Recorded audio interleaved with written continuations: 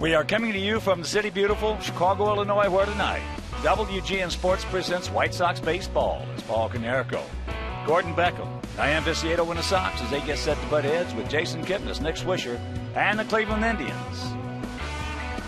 Hi, everybody, and welcome. With Steve Stone, I'm Ken Harrell. Since we get set to bring you Game 3 of this 4-game series, as you know, they've taken the first two. They won the opener 14-3. Then last night we stranded 13 runners, and we lost that ball game 3-1. But tonight, he had a good bounce back from his previous start, Andre Rienzo. He's really one of the good stories of all the youngsters to come up here because Rienzo has thrown the ball very well overall, and he saw the Indians in Cleveland. Threw the ball pretty well against them and had a good curveball that day. And last road trip, at 0-9 going into his start against Baltimore, he won the ball game and threw exceptionally well. So that was a win the team desperately needed, and he got him that win. That's what it looked like against Baltimore on Sunday when 6 2/3 gave up just one earned run on 4 hits. And he kept the walks to a minimum. He walked 2 guys in the first inning, bounced back well, so I like his chances tonight. Well, we need to score some runs, and at least Paul Konerko is starting to swing the bat a lot better. Paul certainly is swinging the bat a whole lot better, and it's lasted at least for a month. And he's starting to hit for some power. We saw him hit the ball out of the ballpark here. And then yesterday, the only run batted in of the day was off the bat of Paul Konerko. So when you look at what he's done overall, you realize that he's just starting to heat it up. Last 7 games, hitting a home run with 5 runs batted in, September 317. With runners in scoring position, which is his forte, this is a guy that is hitting 333. So hopefully he gets it together, has a good end to this season, and then we'll worry about next year when next year comes. All right, a lot of Irish in the seats tonight. It's halfway to St. Paddy's Day, so sit back, relax, and strap it down. White Sox baseball coming your way. Chicago White Sox baseball is brought to you by Miller Lite. It's not just a good time, it's Miller time. By Honda. Visit your local Honda dealer or go to shophonda.com for current offers. By AT&T. Find out what's possible with products and services from AT&T. Rethink possible. And by Ford. Proud sponsor of your Chicago White Sox. Check out America's freshest lineup of fuel-efficient vehicles at your local Ford store or at localfordstores.com.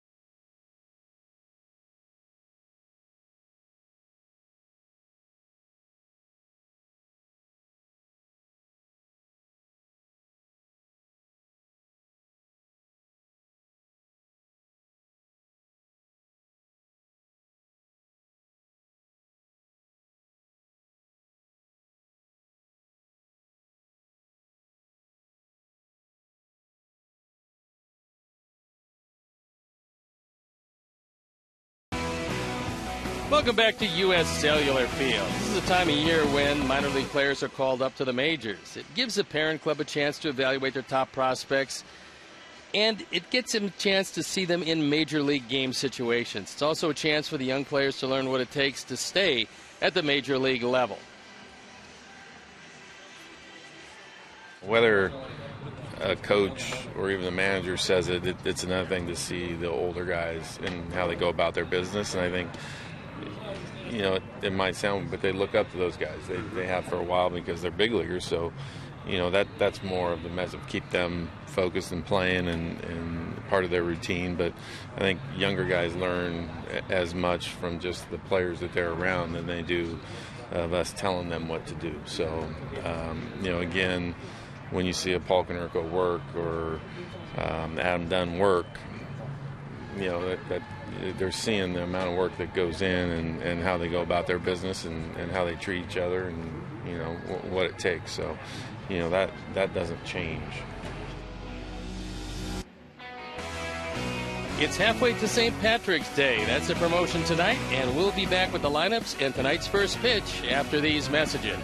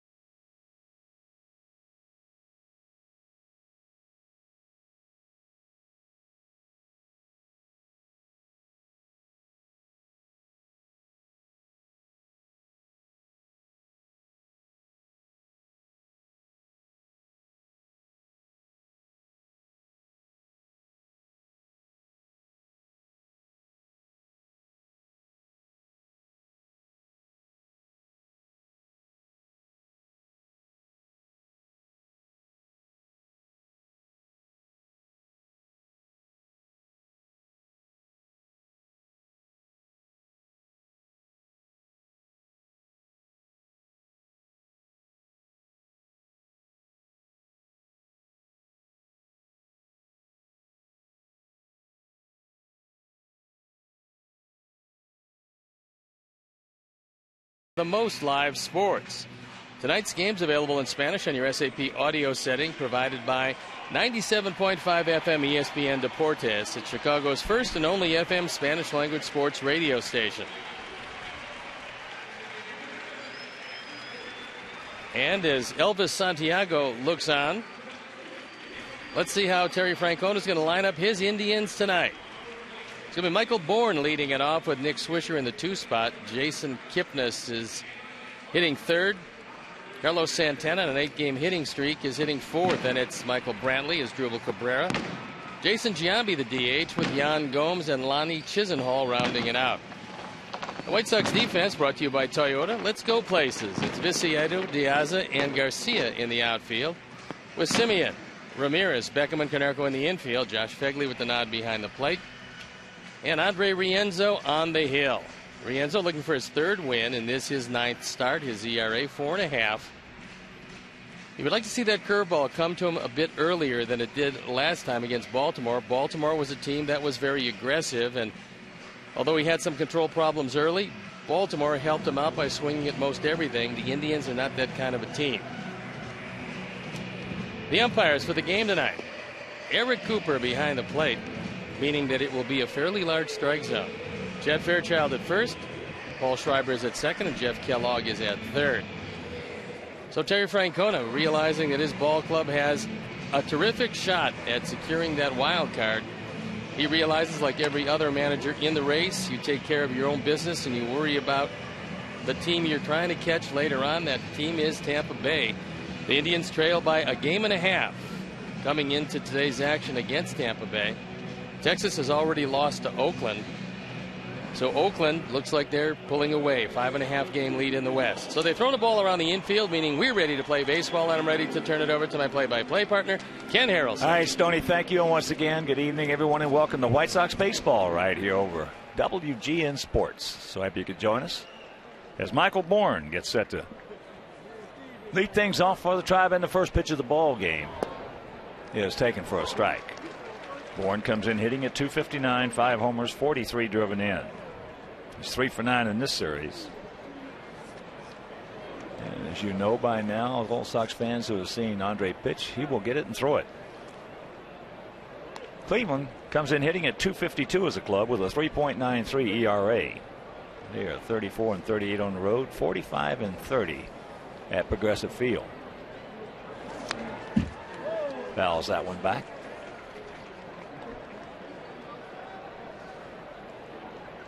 Bourne is one of their base stealers, but yesterday he was gunned down on a perfect throw by Josh Phegley. Might have been his best of the year. He gone. Ball gets away. And that's out number 1.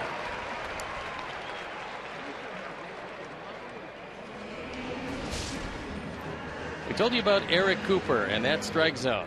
Although this is a pretty good pitch. Gets away from Phegley. Finally, he finds it behind the leg of Cooper and able to throw out Bourne at first base. I wish more umpires had his strike zone. Exactly right. I mean, you know going in, and if you do your scouting report on the umpires like most guys will do, that Eric has always had a good pitcher's zone.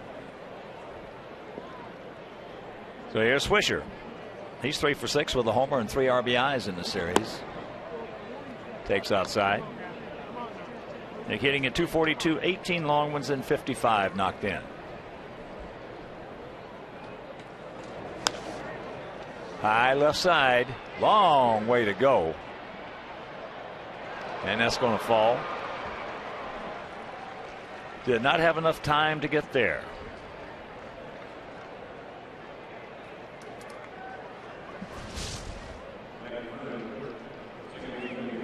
That fastball up and on the inner portion, and Swisher takes a look at it. Vicietta was playing awfully deep in left field. Has no chance to run all that far and get it. So Swisher with the first hit of the game. And Nick pretty happy with that because he realizes that he caught a break. Well, he's just a happy guy. He's a happy guy. You sign that same contract, you'd be ecstatic.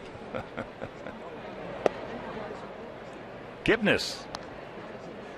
Jason at .282, 17 homers, 78 knocked in.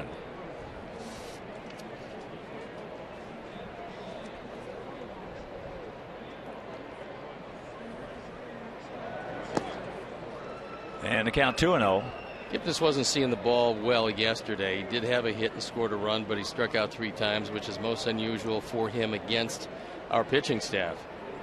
But overall, he's been one of their most productive hitters. Well, he's leading the club in RBIs, and he's becoming really the face of the franchise over there. He's just come in and got an opportunity a couple of years ago, and since that time, he just hadn't stopped. And what I like about him is he will take a walk. He's walked 70 times this year. And that's second on the ball club. So if they're not going to pitch to him, he's not going to swing much out of the zone.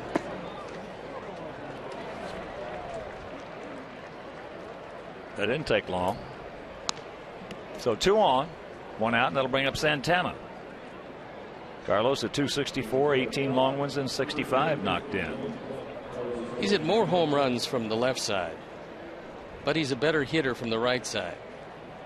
And because he's hit almost exactly twice as much as a left-hand hitter, you'd have to figure the power is the same from both sides. He's hit 12 left-handed, 6 right-handed. And it is a bit of a chilly night here, although it's 69 degrees now. It will be going down into the high 50s before it's over.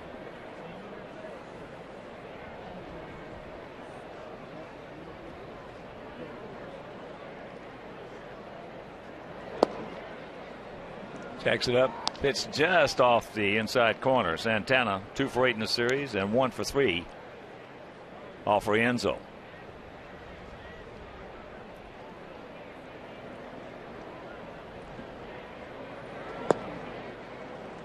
Got to throw some strikes. Andre. He's got 6 in a row, and now Ramirez is going to come in and talk with him.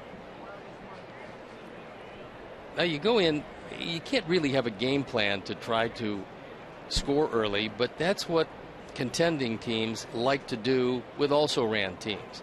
Get them down early in the game and get them to stop grinding out at bats. If you can do that, and the Indians are certainly trying to do that. They did that in the first game of the series. That's what they're looking for.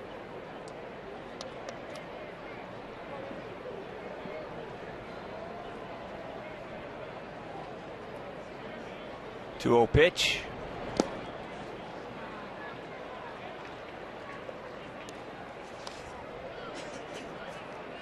Brantley on deck. Nice crowd on hand. Halfway to St. Paddy's Day.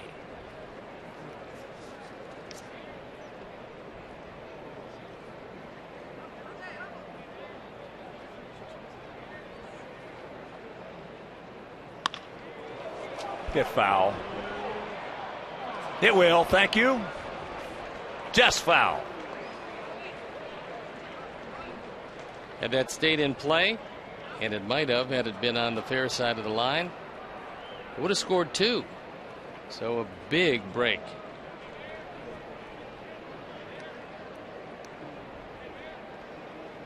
Terry Francona will let his hitters hit 3-0. In fact, in 2004, when the Red Sox won the World Series, that was one of the best exhibitions of a 3-0 offense you will ever see. I would say he might be the most aggressive 3-0 manager in the game. He is. Well, I don't know about nationally, but in this league he is, without question.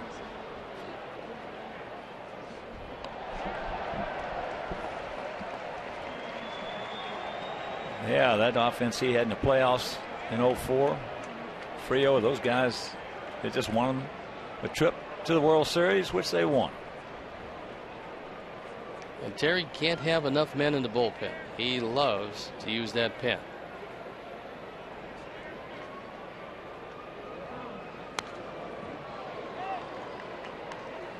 Well, he's out of the same mold as about probably 27 or 28 other managers. Well, this year, almost without exception, he carried 8 pitchers in the bullpen and was not afraid to use them.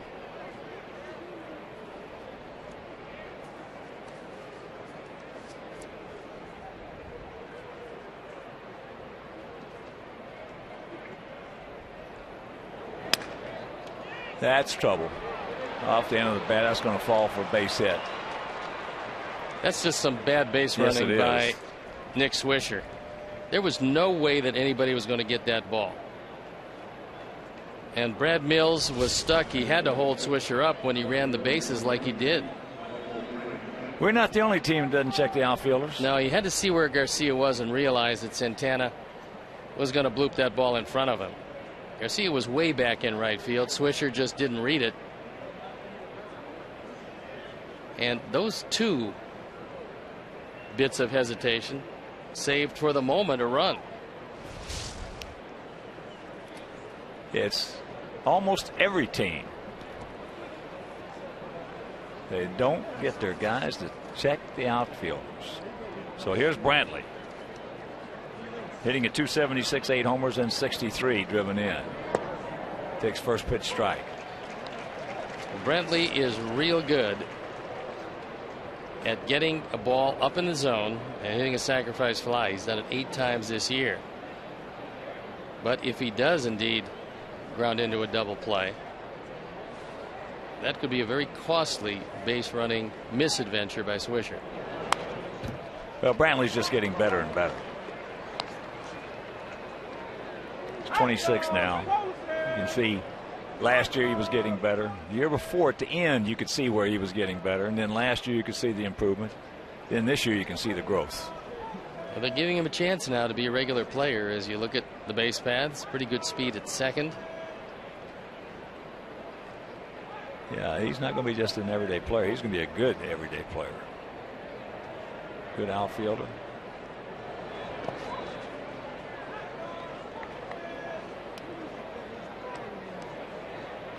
He's got to get one of those 12-6s over.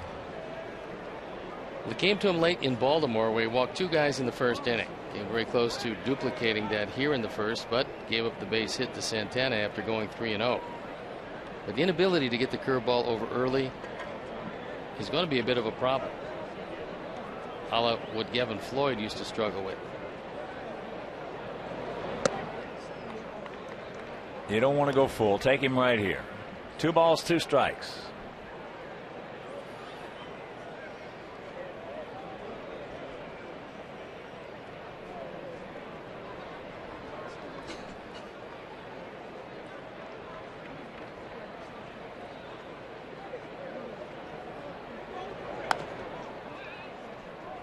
Got that one by him. That was a good job by Brantley just to fight it off.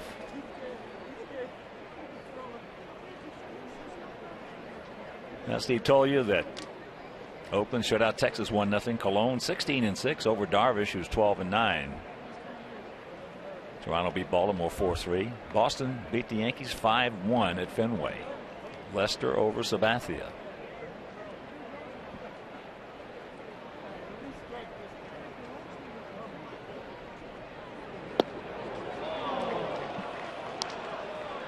That curve missed way wide of the plate. So the count does indeed go full. As Drupal Cabrera in the on-deck circle. Oh, for a straight change strike.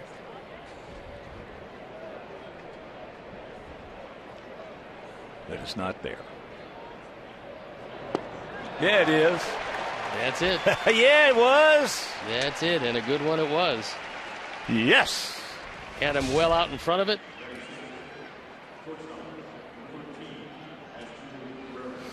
Big strikeout. And here's Cabrera. 7th pitch of the at bat, and he puts it in a perfect spot. The first one he's thrown. Picked a good time to break it out. Yeah, he did. Cabrera, 235, 12 homers, 55 knocked in. There's the hook. One other final. Cincinnati beat Milwaukee 7-3 up at Miller Park.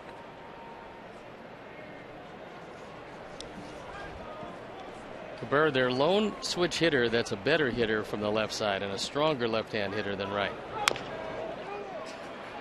Get over there. All right. He got him. Pitches out of it. They threaten, can't score after half inning of play. It's their guys, nothing, and our guys coming to bat.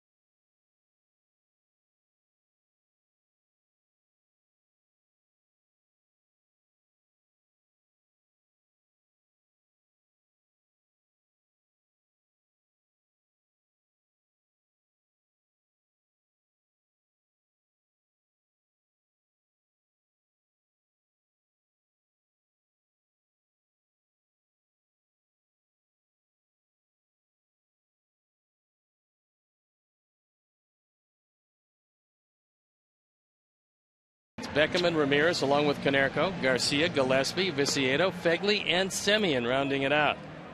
That's brought to you by Toyota. Let's go places. The defense, and now they'll line up behind Jimenez, Brantley, Bourne, and Swisher in the infield. Chisenhall, Cabrera, Kipnis, and Santana. Jan Gomes behind the plate, and Ubaldo Jimenez on the hill. He's thrown the ball a whole lot better recently. ERA 3.62. He's 11-9. This is his 29th start. The control has gotten considerably better, and 157 strikeouts in 154 and a third innings. And before we show you our picks to click you at home, select yours. As here is Alejandro hitting at 263.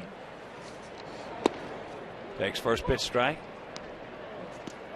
Alejandro 1 for 4 in this series and 5 for 16 lifetime against Jimenez. Sox come in hitting at 249 as a team with a 3.92 ERA. And very quickly, 0-2. Mickey Callaway, the pitching coach, really turned around Ubaldo Jimenez.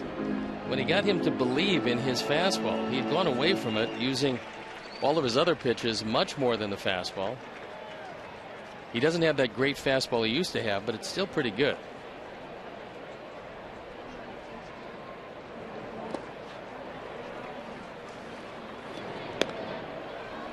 That didn't take long. 1 out.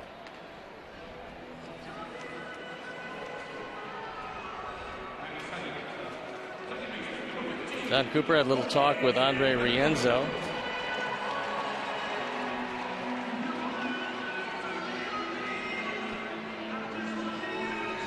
Talking to him about just settling down. He got out of a very tough jam in that first inning, used a lot of pitches, but just like in Baltimore, a bases loaded jam, and he got out. Gordon takes strike 1.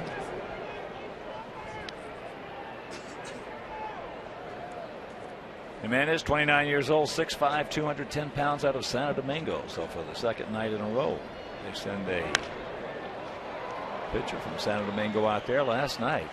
Danny Salazar. If you miss that game, you miss it. This kid is something special.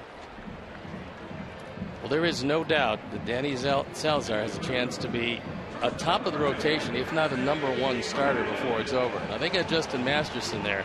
They could have 2 of them. Salazar at just 23 years old. And you mentioned it early when you watch the ball come out of his hand. It's one of the easiest 97 to 99s we've seen in quite some time. Yeah, it's going to be a decision for them to whether he's going to be the closer or a starter. Seems like he can do just about anything. Anything he wants to. That's what kind of arm he's got. Alexei takes strike 1. Alexei, 3 for 6 in the series, 6 for 20 lifetime off Ubaldo. There's a bunt. That's a good bunt, but can't get him.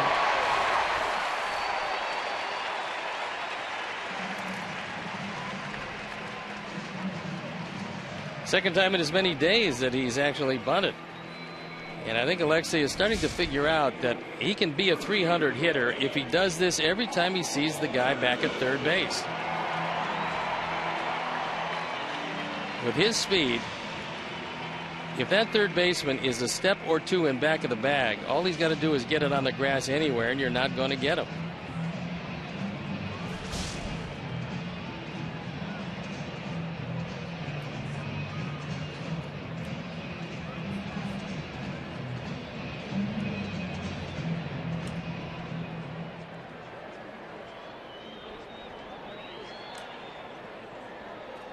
Here's Paulie at 249, 11 homers, and 51 knocked in.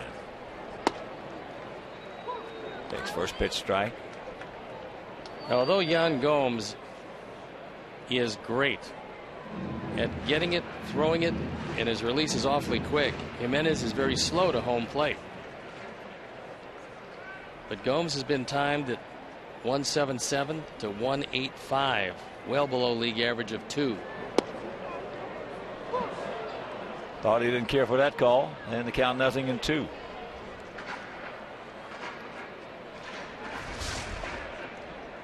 Throws a hard slider, and not a bad pitch, especially when you have a pretty good idea that Eric Cooper does have a nice pitcher's zone. Well, he got to get it out of his mind, regroup, redo, reboot. and go get him.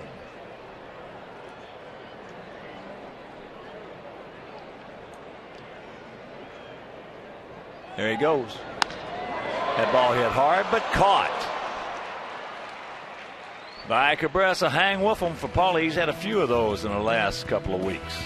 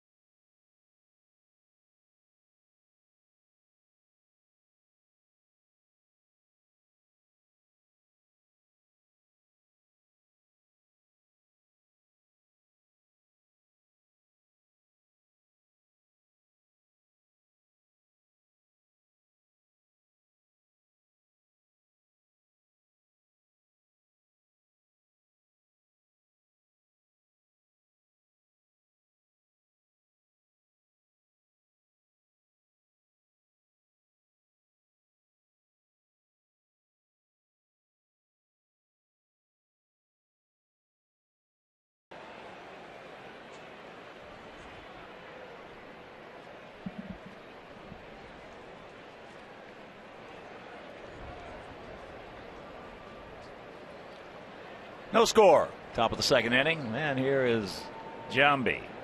Jambi, Gomes, and Chisenhall.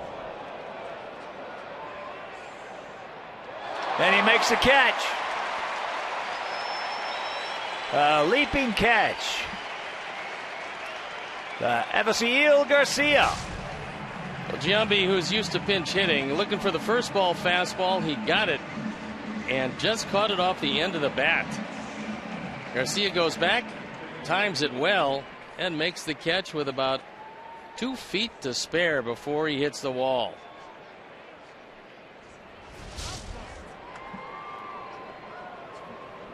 Nice play.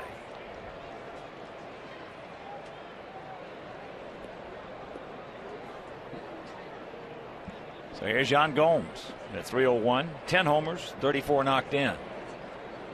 Only 2 Brazilian players in the big leagues facing one another, both from Sao Paulo. When the series started, I saw them conversing behind the batting cage, as you would expect. So you got to believe that both of them want to win this confrontation.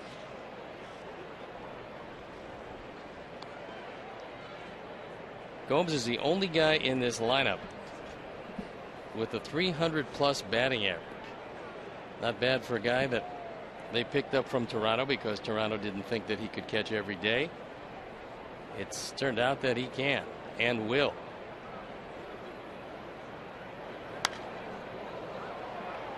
He's a good-looking player. All he really needed was an opportunity.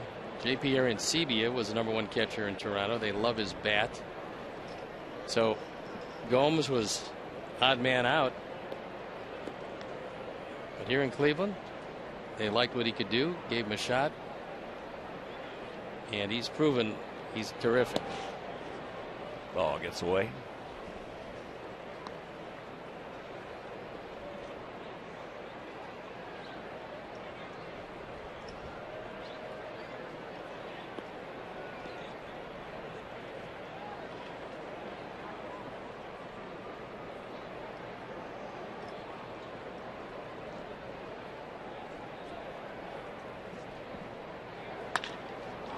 Breaking ball.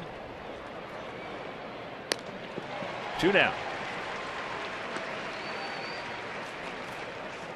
And Sox fans, celebrate your Latino culture with Hispanic Heritage Night and fireworks presented by Miller Lite on Friday, September 27th at 7:10. Specially priced tickets, including lower level seats, for only $10. So to purchase tickets, visit whitesox.com/NHH.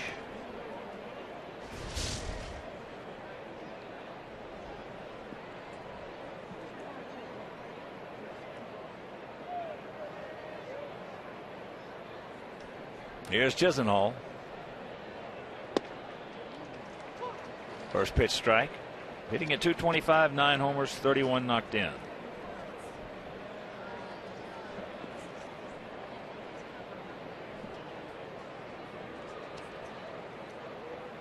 He's a better talent than those numbers, but he's still young, 24. So that's a very nice 1-2-3 inning after that labor in the first.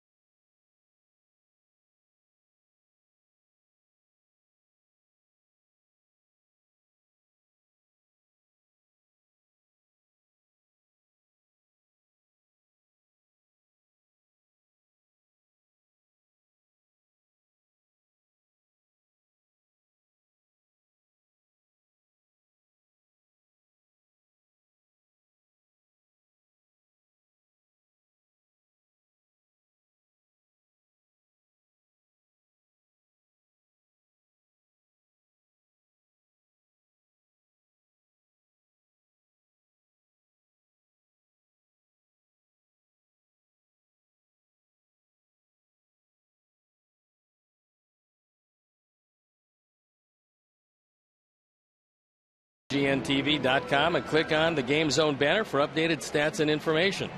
The Game Zone is powered by St. Xavier University. Success with purpose. Log on to sxu.edu to check out undergrad and graduate degree options.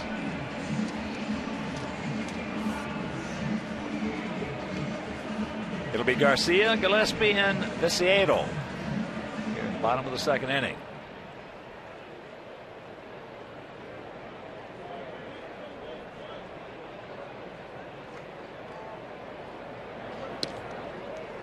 Seal with that beautiful catch.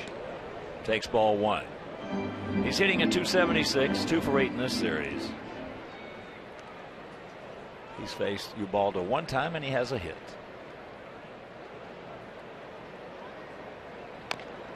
Right off the end of the bat, and that's fair. Jimenez did something he hasn't done in the game so far. Granted, he's only faced 5 men, but he went to 2 breaking balls the first 2 pitches.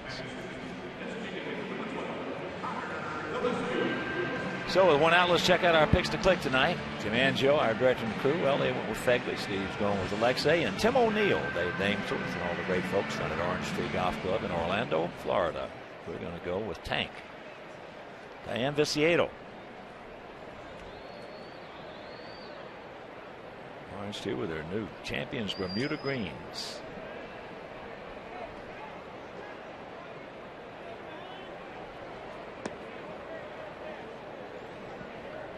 Gillespie takes the ball.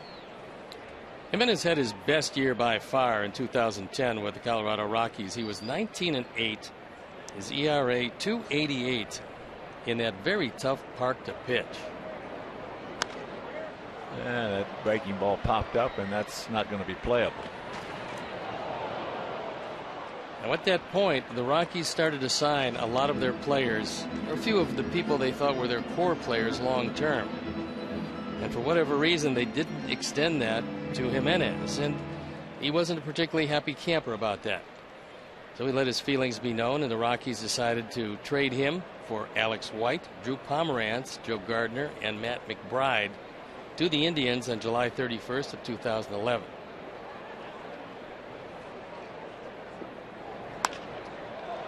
And that ball hit well to left field, but Brantley is a good outfielder. Makes that catch in fair territory.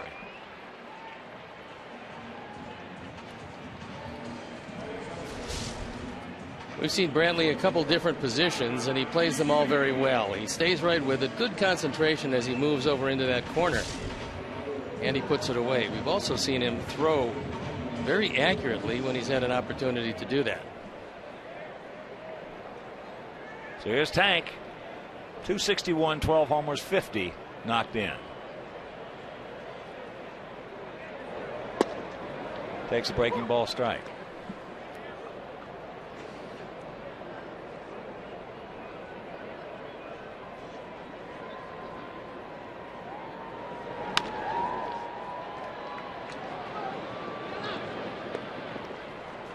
And that didn't take long. 1, 2, 3.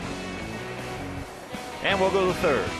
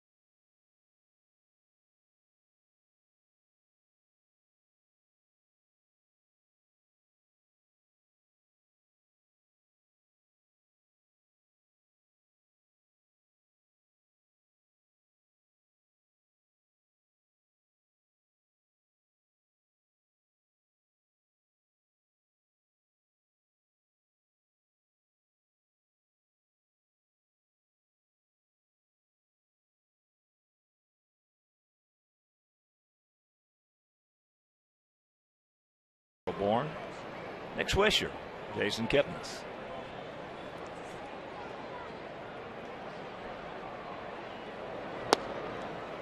And I want to take a moment to wish my beautiful Greek wife a very happy anniversary. Today, our 40th. Congratulations. That's a long run.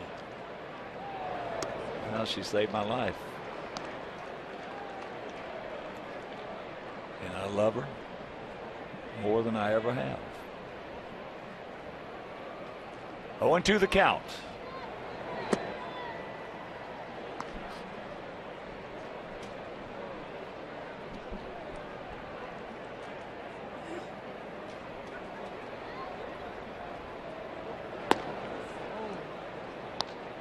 Two and two.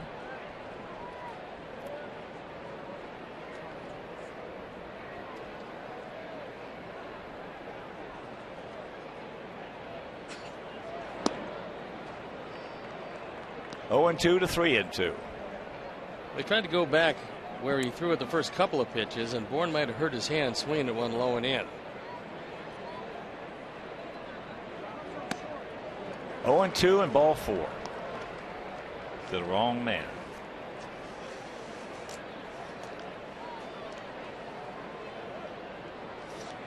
So here's Swisher. He had a high pop fly that fell in for a single inside the left field foul line.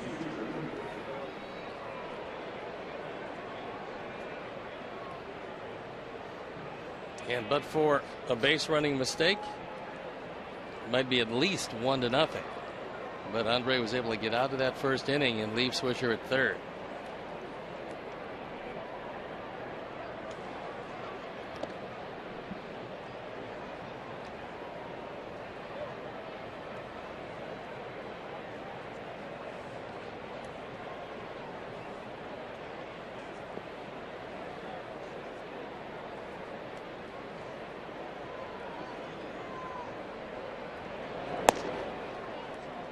And that's high and wide.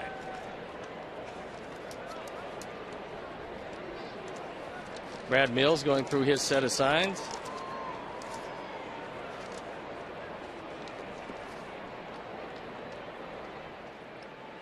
Mike Starbaugh is the first base coach.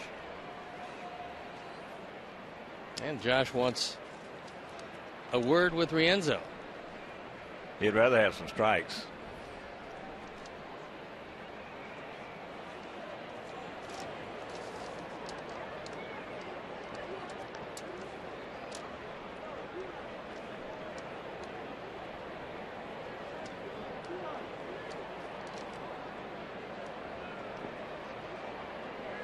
So the 32-year-old veteran switch hitter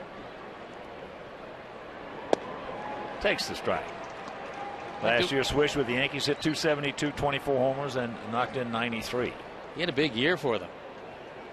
And they decided that he was going to be the odd man out. They didn't realize just how many injuries they would have, and they've had a boatload full of them. All right, take your time. Rack him up.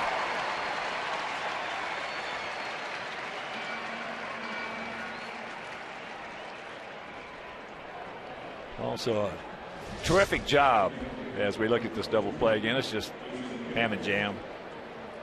Terrific job of entertaining our fans before the game and also in the national anthem by 3 men in kilts.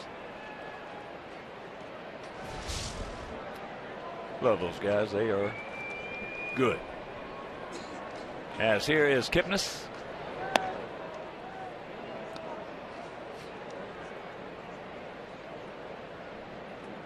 Jason walked back in the first inning. 4 in a row.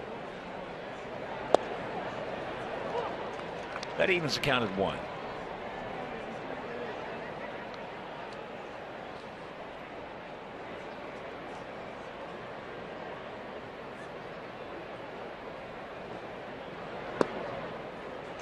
And the count 1-2.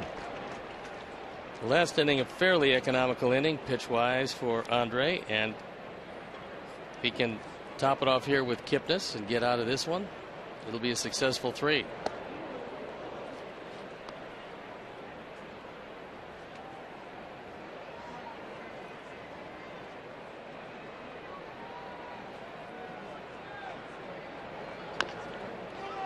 Get over there. Paulie with that perfect feed, and they just do get him.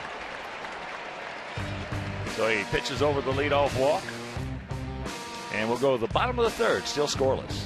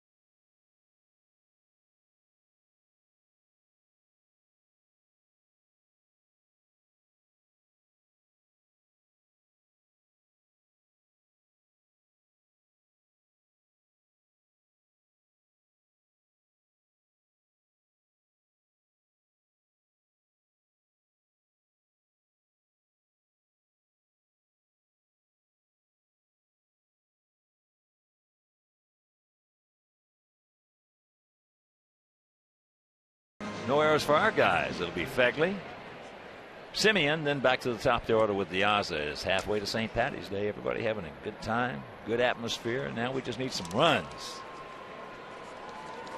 Josh hitting at .212, 4 homers, 20 knocked in as he takes low and away.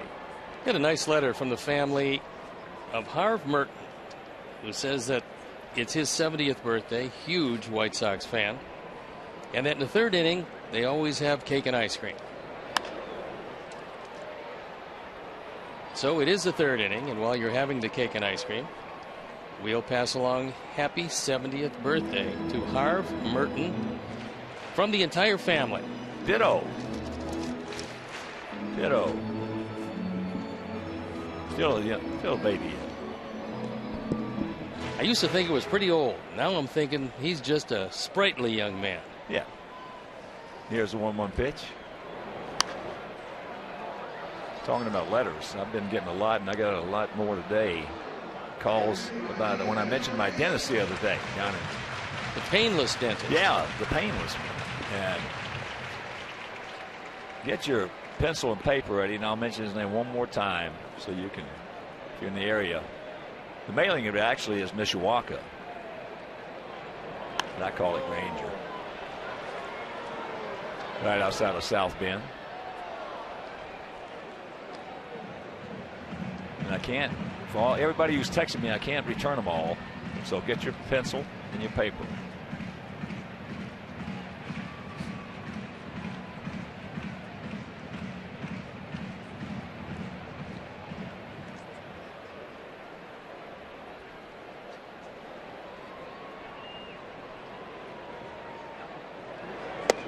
Yeah, it's amazing.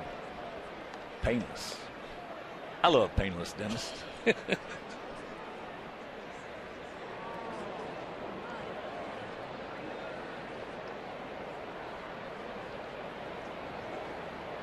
Here's a 2-2. Get out of here. Santana. And it's going to be just a little too far. Got a little help because it was their dugout, but you can't stretch over that far.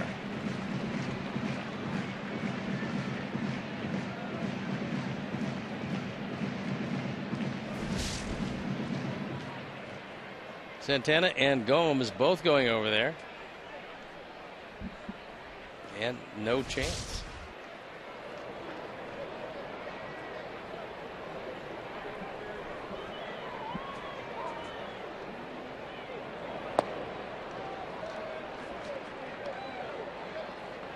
Took that pitch nicely, so full count.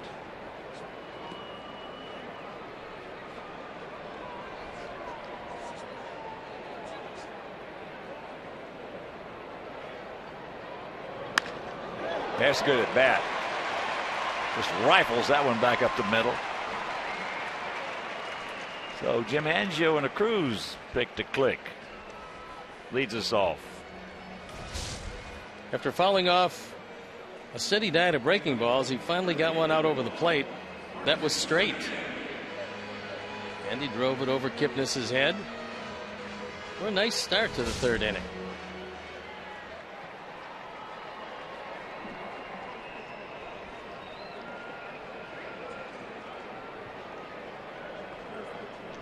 Here's Marcus. Took that pitch nicely. Marcus hitting at .316, 4 for 8 in this series. And the 2013 Southern League Most Valuable Player. As we mentioned, that's a league with a lot of good prospects. Quite an honor.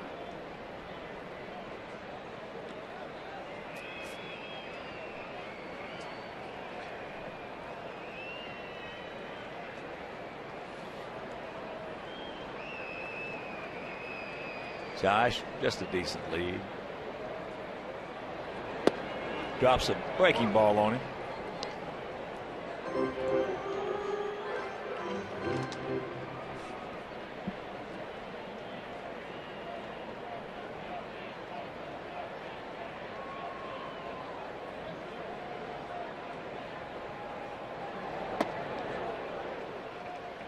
Two and one to count.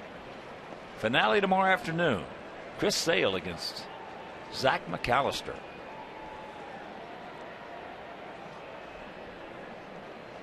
And then we got the Twinkies coming to town Monday, Tuesday, and Wednesday before we hit the road again for the trip to Detroit. Come back here for that makeup game on Monday the 23rd against Toronto, and then go to Cleveland for 2. And there's a base hit. Just muscles that one out there. Fights it off of him. So the first 2 men aboard. Does a good job of keeping that ball out of his kitchen, because Jimenez tried to zip this fastball right in on his hands, and Marcus was able to pull the hands in. Well, that was one of the things I liked about him in spring training so much, was the fact that on the inside pitch he has the ability to hit with short arms. Yeah, I mean, that was a terrific job, because there's a lot of guys where the bat breaks, they hit a ground ball to the left side, and before you know it, they got to try to outrun a double play.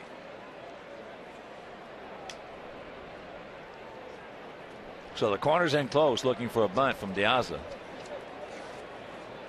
Struck out on 3 pitches.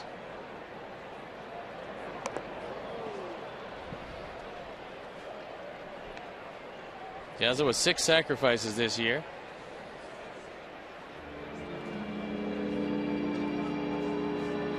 And a lot of times a base runner will try to get that little extra jump, especially if you're a catcher. So what Josh has got to be careful of is Asdrubal Cabrera coming in behind him, because this is a very good time to use a pickoff at second. It's the toughest base running play in the game.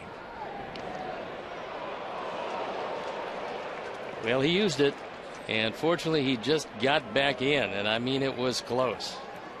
It's the toughest play for a runner in baseball.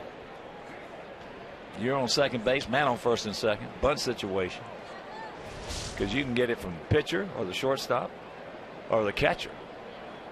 Get it from anybody.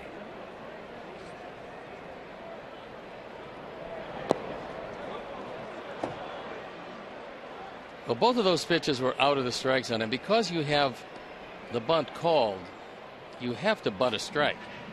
One was over his head, one was into the ground, and both fouled off. So now Alejandro in an 0-2 hole. Runners at first and second, nobody out. Sox right at league average. 60% of the time they will score at least 1 run. Tribe pitchers will give up a run 50% of the time, which is pretty good.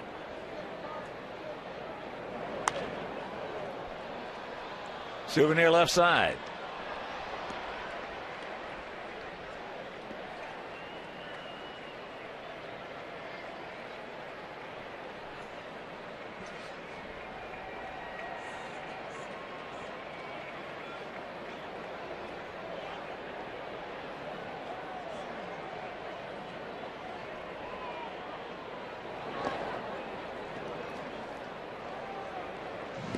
One and two. Beckham on deck.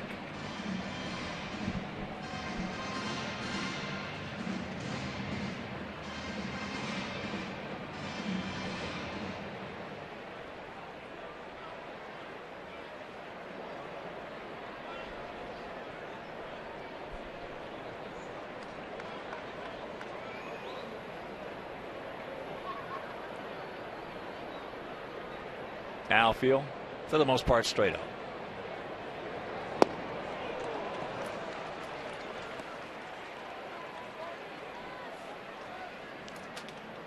So his second strikeout, both of them of Alejandro. The time throws a little bit of a cut fastball, keeps it on the outside corner and throws it by him. So the inability to bunt. His left runners at first and second, but now there's 1 out. Gordon popped up to his counterpart, Jason Kipnis.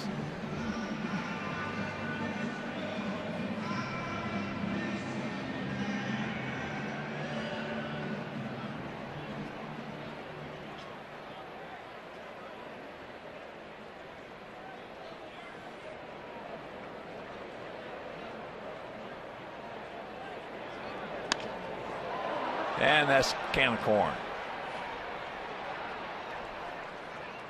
2 down. So it's up to Alexei. And you can watch the game in luxury from behind home plate in the Gold Coast Tickets Pub here at U.S. Cellular Field. Gold Coast Tickets, you got a guy, and that's Seth Sharon. Oh, terrific people. Gold Coast Tickets. Get your tickets anywhere you want to go.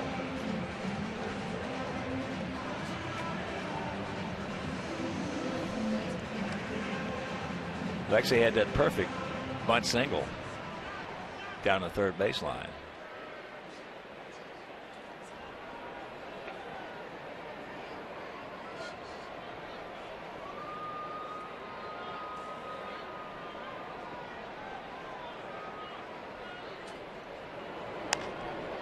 Got in on his fist, and a lot of people say, well, the only person that can get a drag bunt is a left-handed hitter. Well, technically speaking, you're right, but in baseball parlance, so to speak, the drag bunt from a right-hander is when he goes down the third baseline. And the guys who do it well disguise it till the last instant so as not to tip off the third baseman. It's an effective way to pick up some easy hits.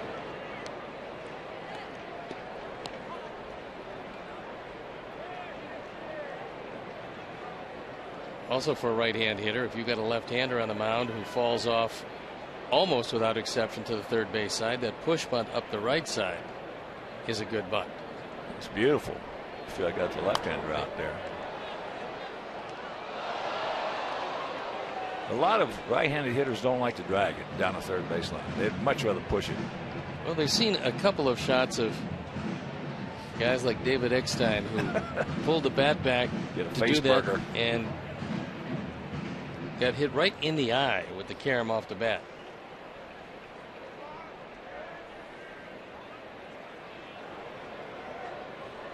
Two on, two out to 1-2.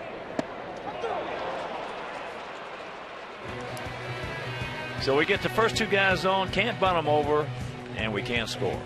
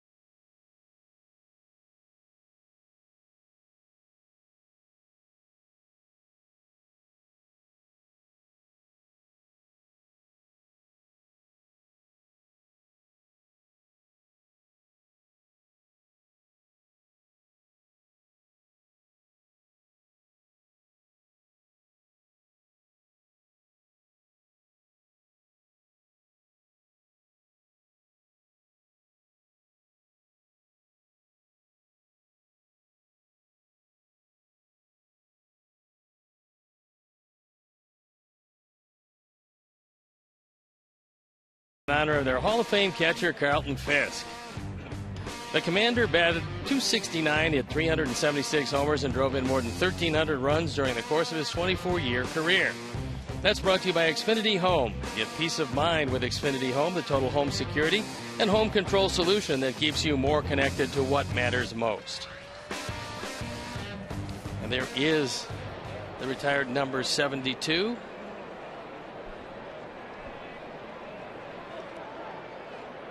And here is Carlos Santana.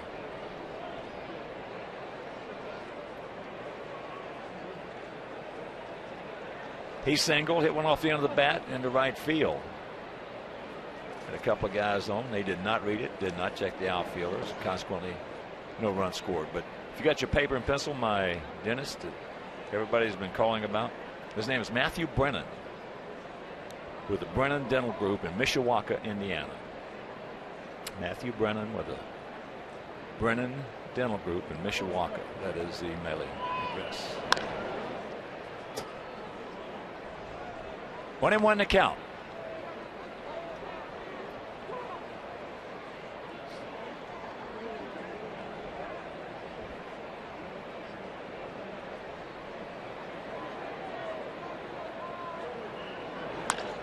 There's a shot for a base hit.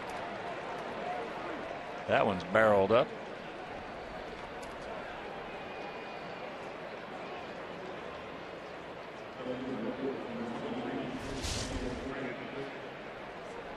Santana gets that one away and takes it away. Hits it awfully hard to left field. So although he is a better hitter from the right side, he's still pretty dangerous from the left side.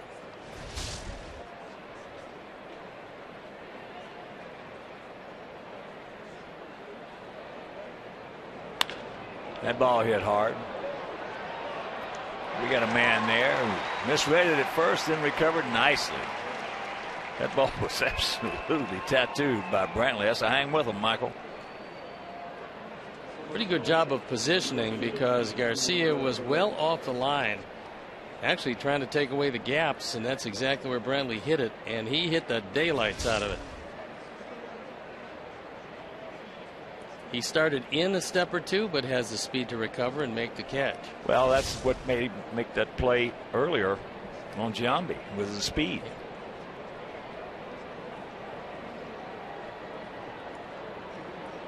Can't beat speed in this game.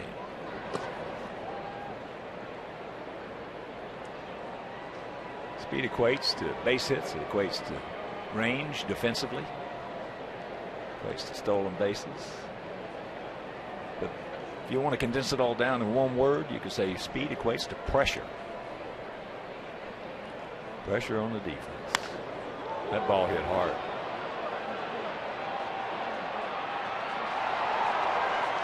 It is 2-0 Indians. Cabrera, second homer of the series. Enzo got that ball up.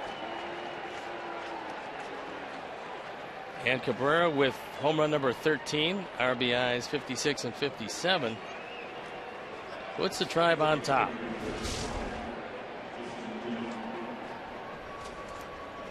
It's a changeup, and it's up and away, and as Drubel takes it out.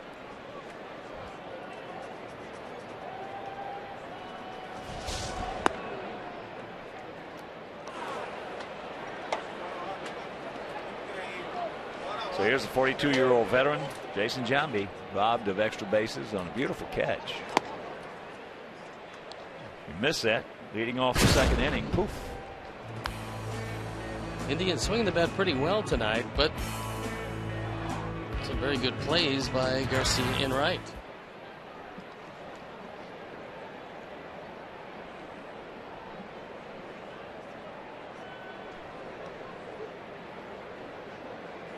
Bottom of the fourth in Detroit, 1-0 Kansas City.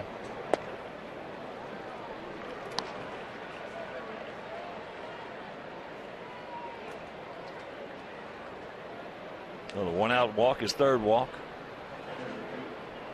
And that'll bring up Yan Gomes. We grounded out 6-3. Kansas City 8 games back coming into today. Cleveland 6. And Cleveland knows that in the pursuit of the wild card, Baltimore has lost to Toronto and the Yankees have lost to Boston. So for them, they're realizing that Tampa Bay is leading 2-0 at Minnesota.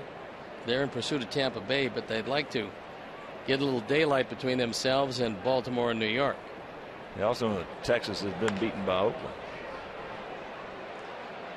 As that's going to be a base hit by Gomes.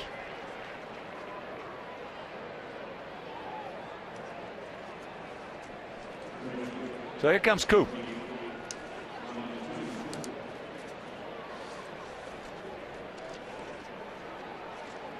2-5-0 for them, 0-3-0 for us.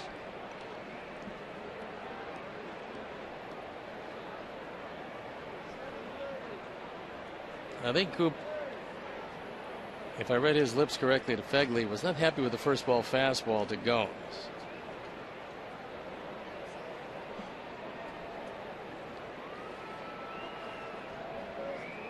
He also realizes, and what he's telling Andre is, you get a ground ball here, you get out of the inning, it's just 2-0.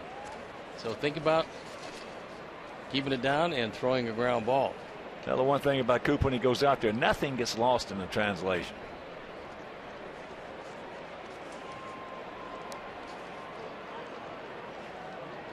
He's going to tell you exactly how he feels and the way he feels it.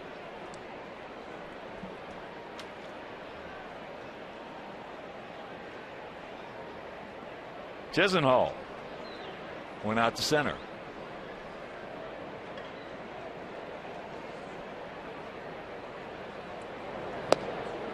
First pitch strike.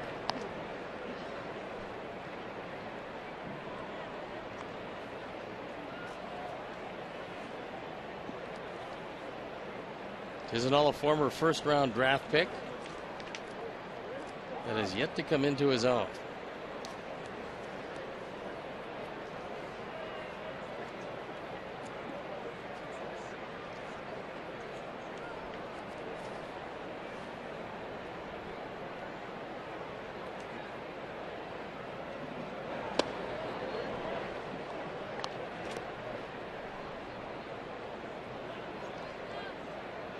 Two on, two in.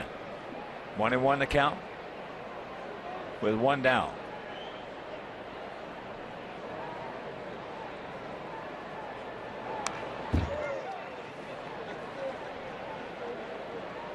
Up, out over the plate.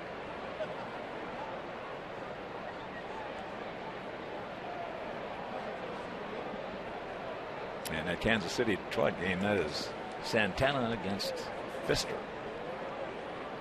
1-0 Royals, top of the fifth.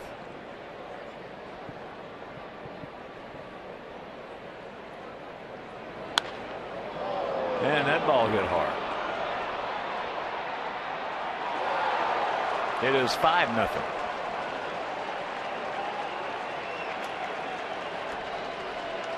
A 2-run homer and a 3-run homer.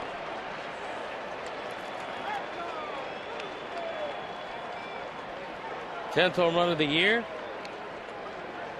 Chisenhall is now driven in 34. That ball was right around belt high, inner portion of the plate. And Lonnie Chisenhall got most of it. It's a rolling curveball, not much break to it. And he hit it out. Leadoff hitter Michael Bourne takes ball one.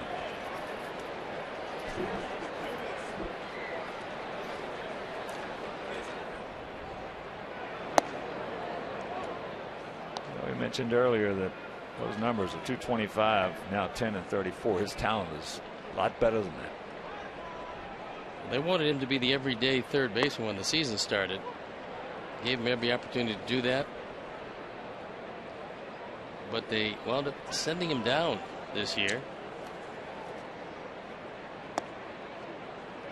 Well, he certainly has the ability to be an everyday third baseman. He can throw some leather at you, and he's going to be a good hitter. Unless he doesn't think he can be.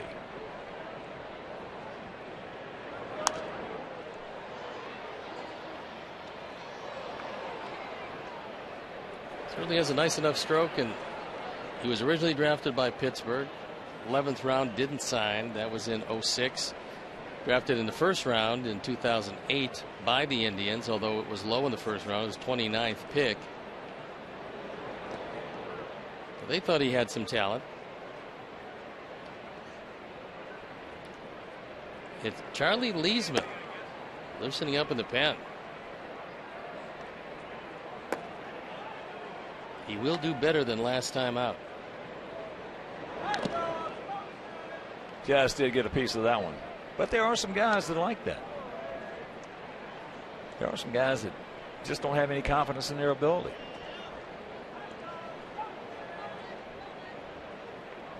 I played with one.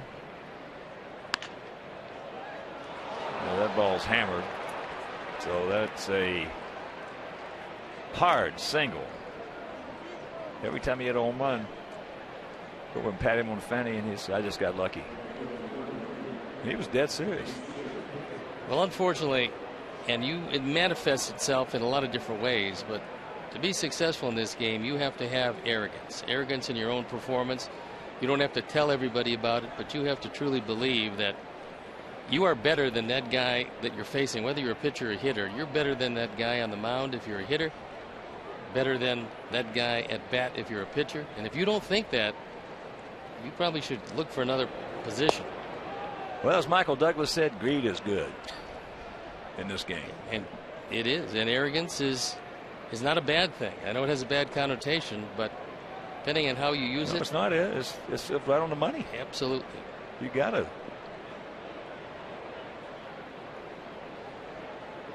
You got to feel that way.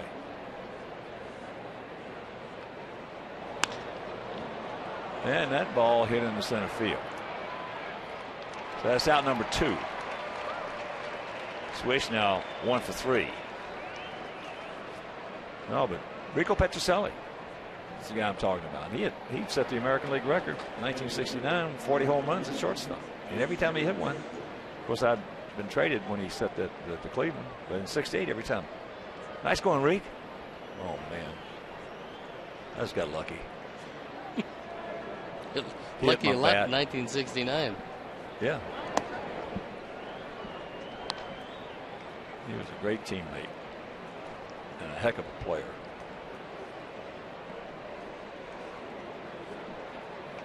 So here's Jason. He's walked and grounded out 3-1.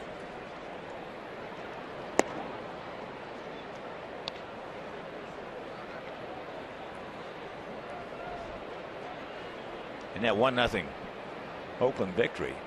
Bartolo Colon, as we mentioned, shut him out. Yu Darvish pitched for the Rangers.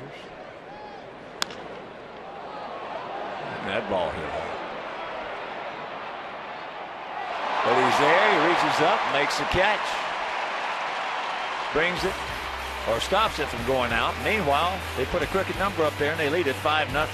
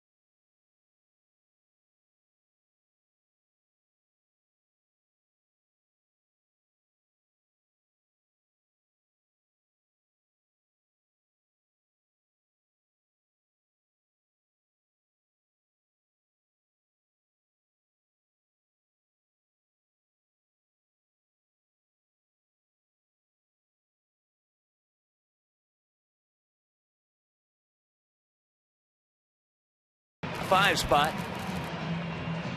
and lead at 5-0. 5-7-0 for them. 3-0 for us. They had a 2-run homer. That was by Cabrera, and a 3-run shot by Chisenhall. And except for Piazza, they would have had a 2-run homer by Kipnis. So here's Paulie. Paulie 0 for 1. He hit a rocket.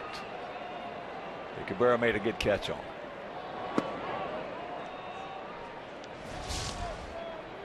Piazza went almost all the way back to the wall. Looks to me like this is out of the ballpark if he doesn't make the catch.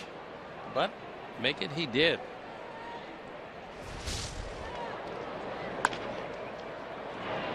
As a chopper 2 hopper.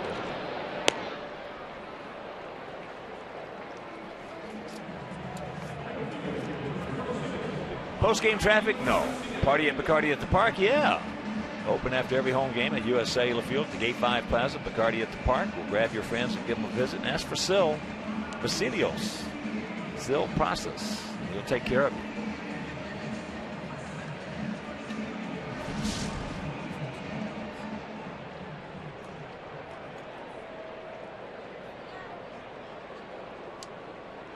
Here's Garcia. Hit one right off the end of the bat. A little nubber down to first base. Santana made the play.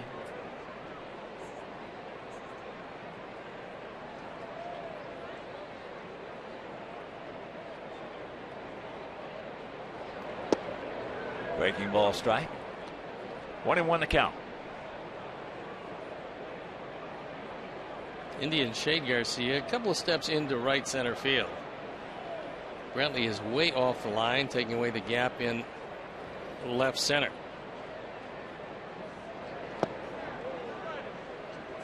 All speed had him off balance.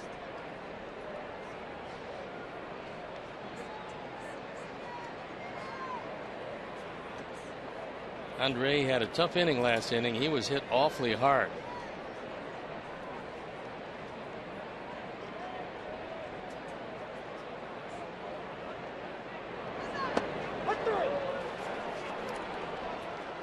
Got him on the inside corner. Fourth strikeout. And Navasahil was guessing something else. That was a pretty good pitch.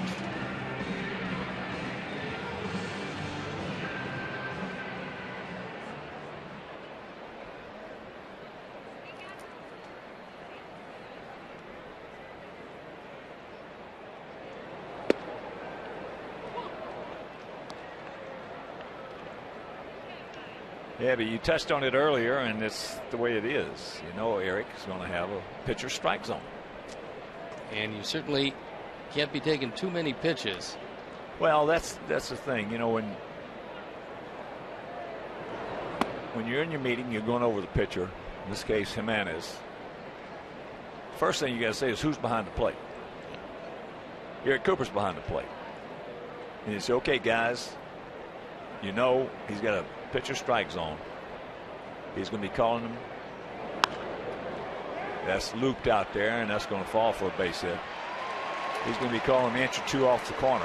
So swing the bats. Swing the bats. You ever find yourself in a consistent hole, which is not a good thing, the way Jimenez has thrown the ball this year. That's the fourth single of the game. And the inning stays alive for Viciedo, who actually has liked what he's seen of Jimenez over the course of his career.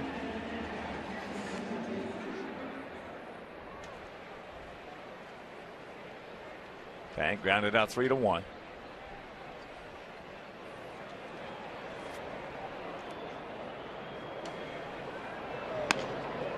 Softly hit, caught, and that'll retire the side.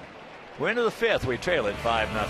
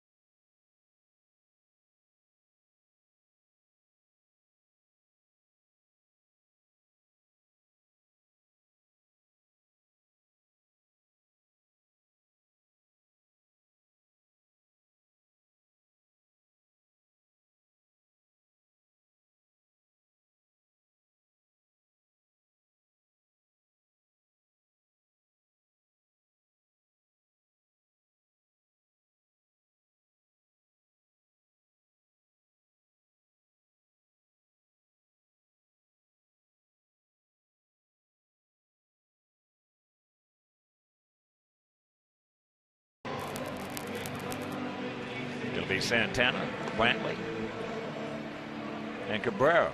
First three who started off last inning. They put the 5 spot on the board. Santana started it off with a solid single to left. His first at bat in the first inning, he had a little flare out there in the right for a base hit, a little duck snort. So he's 2 for 2. And Leesman continues to throw in the bullpen, so you would think that Andre is out there on a fairly short leash.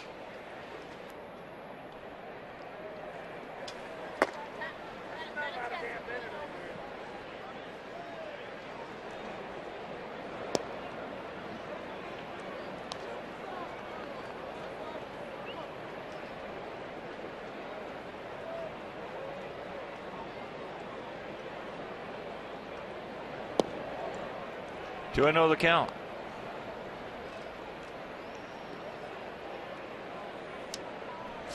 I would think if he didn't get Santana, that would probably be it, with Brantley coming up next. And there's the strike.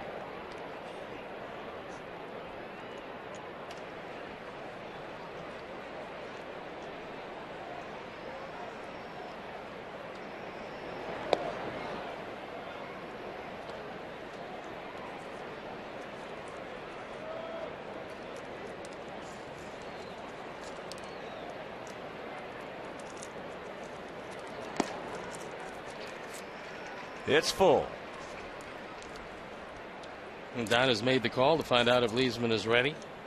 And the answer undoubtedly would be yes.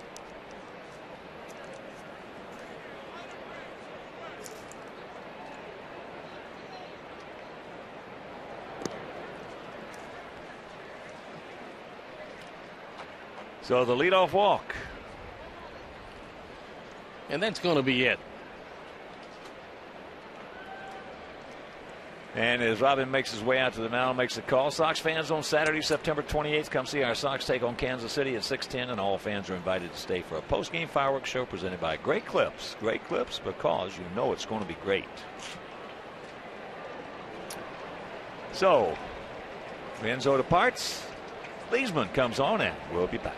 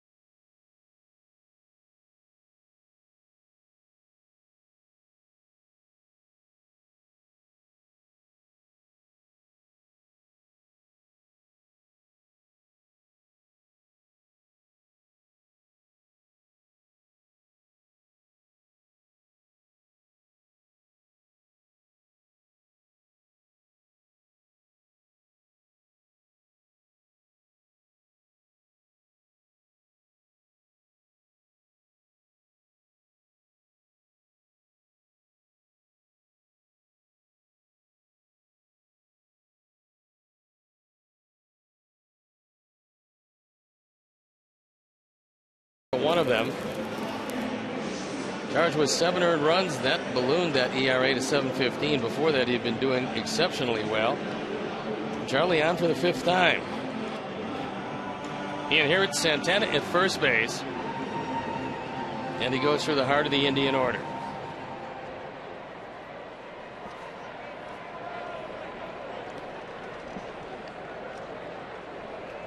Here's Brantley. He struck out, and then he hit a vicious line drive in right center field that was caught by Garcia. Takes one at the top of the zone. Ball 1.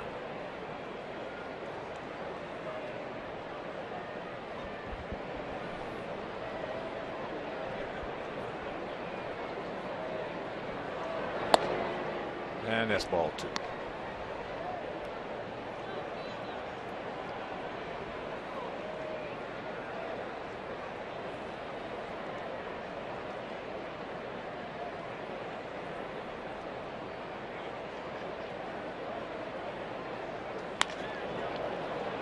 And that ball hit hard, but we got a man there.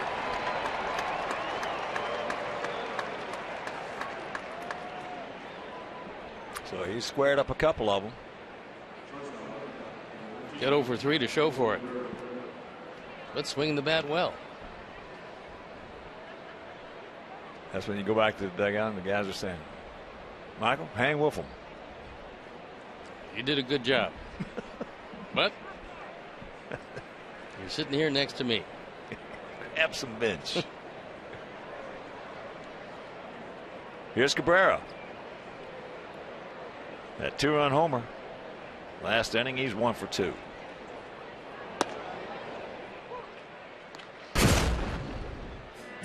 His 13th of the year. This was a high change. This started off the scoring.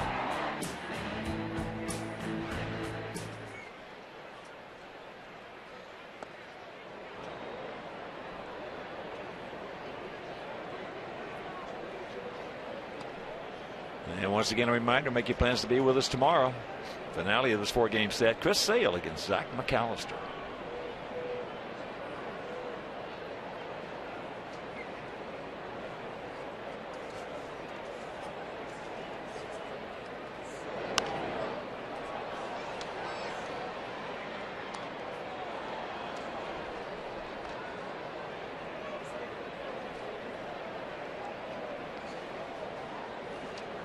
Ryan Rayburn in the on-deck circle.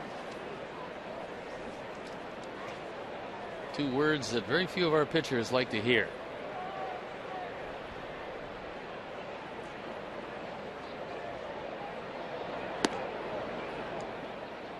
I was ecstatic when I got here and looked at the lineup card. He wasn't in it. Yeah.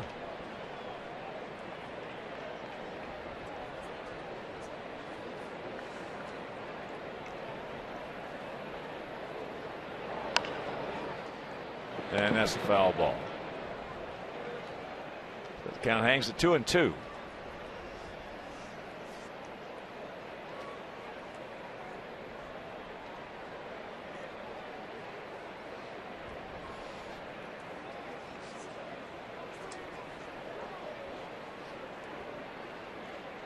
Roll him up right here.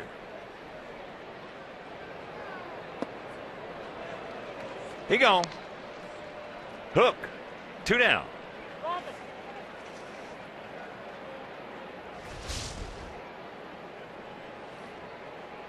Good late breaking curveball. Threw it down and in. And Cabrera swung over the top. If Charlie gets to the point, as we've talked about, especially last time out, if he gets to the point, he can throw that over on a consistent basis. He can pitch in the big league. If he doesn't, and he's pitching 2-0-3-1 and got to come with a fastball, he can't pitch up here. Of course, that can be said for a lot of guys. Last time out, just about everything that could go wrong didn't have his control. He had to seemingly take a little something off to get it. And Cleveland really took advantage of it. That'll be a wild pitch. First wild pitch for Charlie Leesman.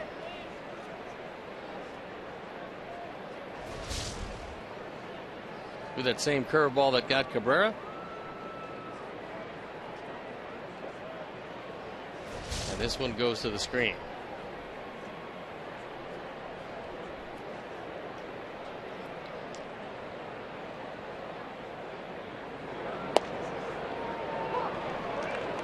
He gets a break on that one and the count 1-2. Rayburn.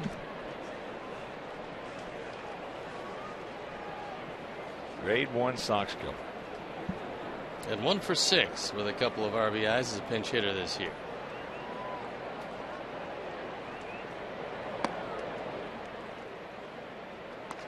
This year he is hitting .395 against us with 4 homers and 17 RBIs in 11 games. He's been pretty impressive.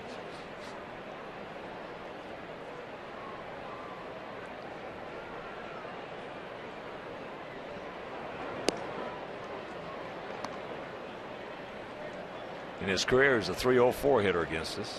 17 homers, 67 RBIs, and just 286 at bats.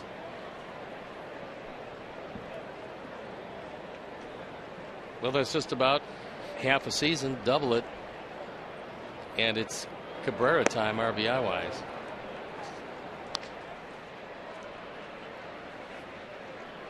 So Rayburn walks.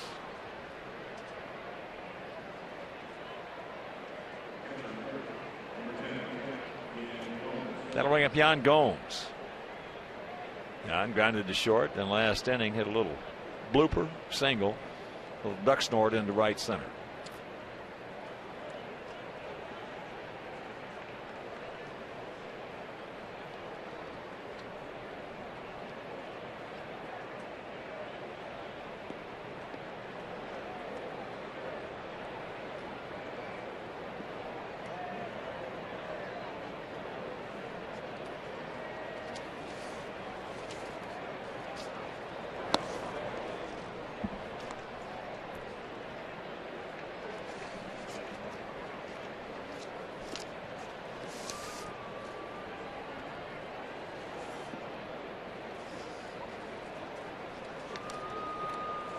Gap out there in right center.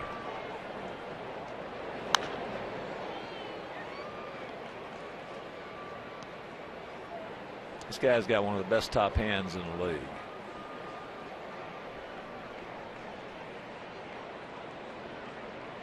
I know he's made a believer out of us. Yeah. Before he was their everyday go-to guy behind the plate, he had very good at bats when we saw him in Cleveland. That's fair, right to the bag. And that'll retire the side. We're halfway home. And once again, we're in trouble.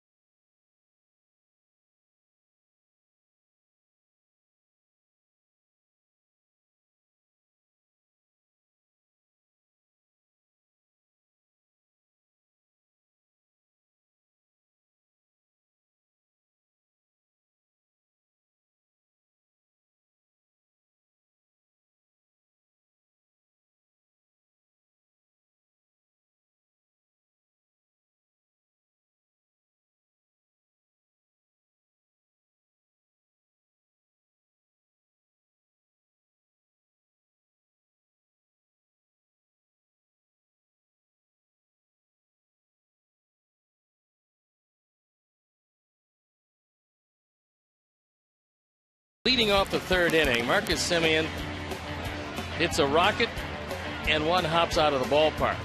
He later scored on a Diaz single. The significance of that double, it's the last extra base hit our ball club has had in this series. It's been 19 singles since that third inning double on Thursday night. Find out what's possible with products and services from AT&T. Rethink possible. Josh Fegley, 1 for 1. He hit a bullet in a good at bat for a single, and that's going to be, couldn't hang on to it. So that'll be another base hit. That one's soft. He made 2 efforts, the one over the shoulder and then the other behind his back, and couldn't corral either one. But when you're going pretty good, you get a rolling breaking ball off his glove, his head, and the backward swipe, and can't get to it. Glove, hat, hand, no catch.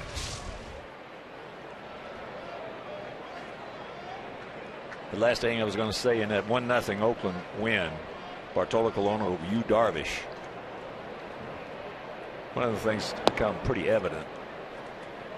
Well, in Darvish's last 2 outings, he's had identical lines. 7 innings, 4 hits, 1 walk, 1 earned run, and he lost both games 1-0. So it's become pretty evident that Nelson Cruz. You think they miss Nelson Cruz? Is really missed. Yes.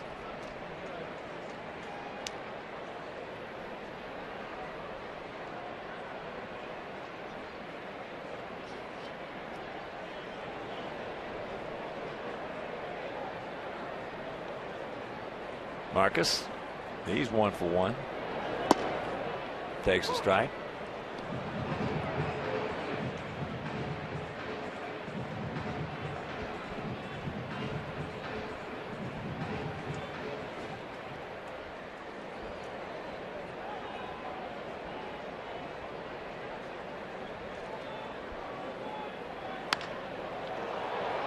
That ball into center field.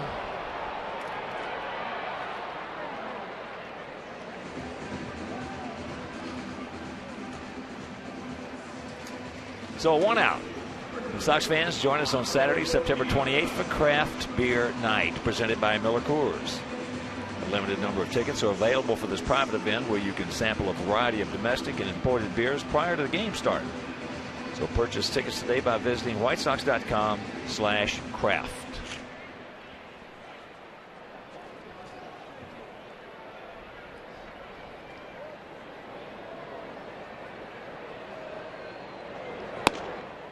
Piazza takes outside. He's 0 for 2 with a couple of strikeouts. Probably as big a play as there's been in the game offensively for our side was the inability of Piazza to get down the bunt in the 3rd. It was then a wipeout breaking ball. Kept the runners at 1st and 2nd. They were there with nobody out. 3 outs later, came away empty. 2-0 the count.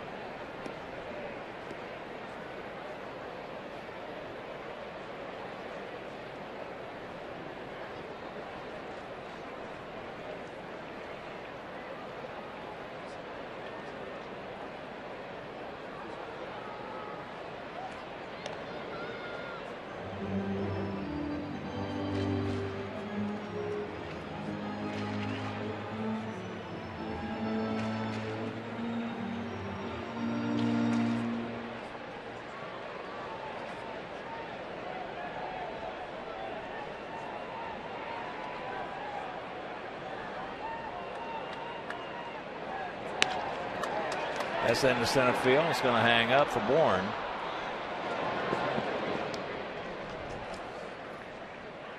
So 2 out. And that'll bring up Gordon. Gordon has popped to second and going out to center.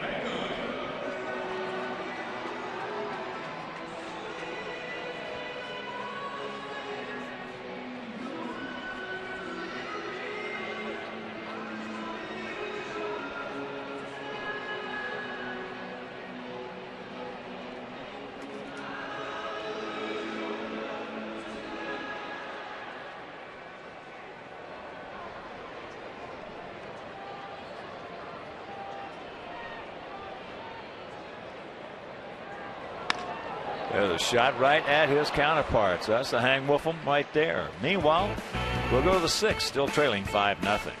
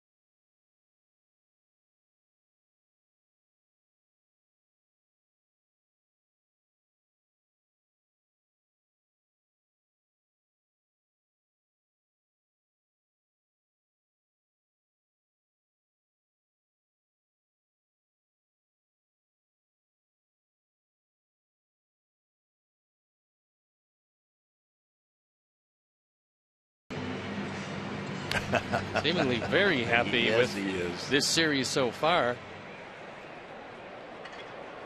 Boy, he looks just like his mom, doesn't he? Wow. But right here, top of the 6th, 5-0. And here is Chisenhall. Takes ball 1. He's 1 for 2.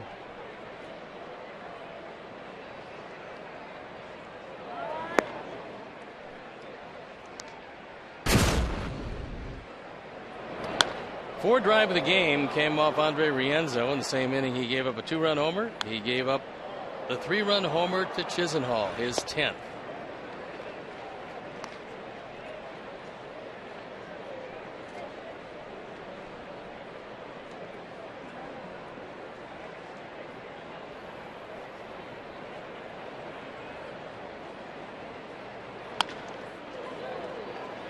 Right between the wickets.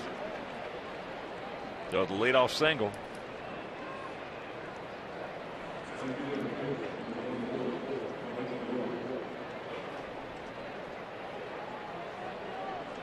This was a tough lineup for Andre Rienzo because with the switch hitters, he was facing 8 left-handers.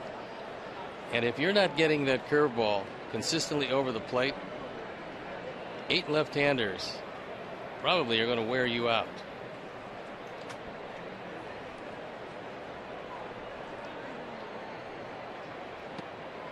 Bourne takes first pitch strike. He has struck out, walked, and singled. And he can't believe it. But that has been a big zone all night long and continues to be a big zone.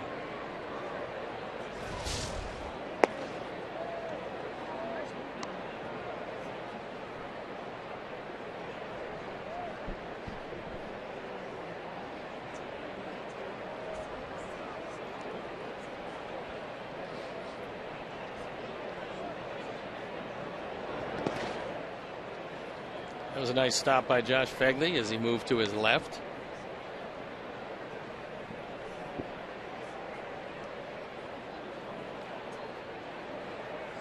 Meanwhile, 2-1 to count.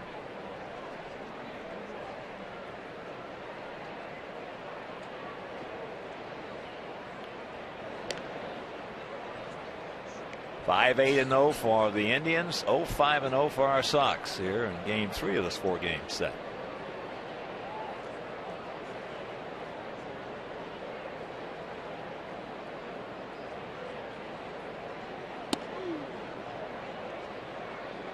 And the count's 3-1.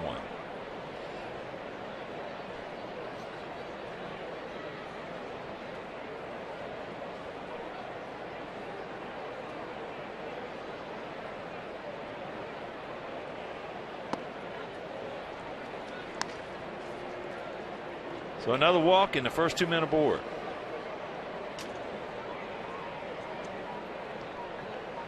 And that'll bring up Swisher. Swish is 1 for 3. Now he gets to turn around to hit from the side that he wants to hit from, and that's the right side. 292 is a right-hand hitter. There's 218 coming in as a left-hand hitter.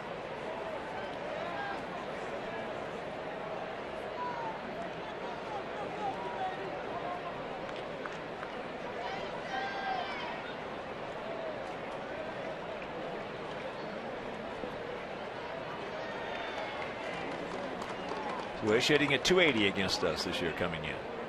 And he takes ball 1. 3 homers, 10 RBIs, and lifetime against us. He's a 291 hitter with 10 homers. And the one thing he normally does is he shows some patience. He hits in a lot of hitters' counts. And once again, he'll be hitting in a hitter's count at 2-0. And here comes Coop. Well, he doesn't want to let Charlie start rolling down that hill, because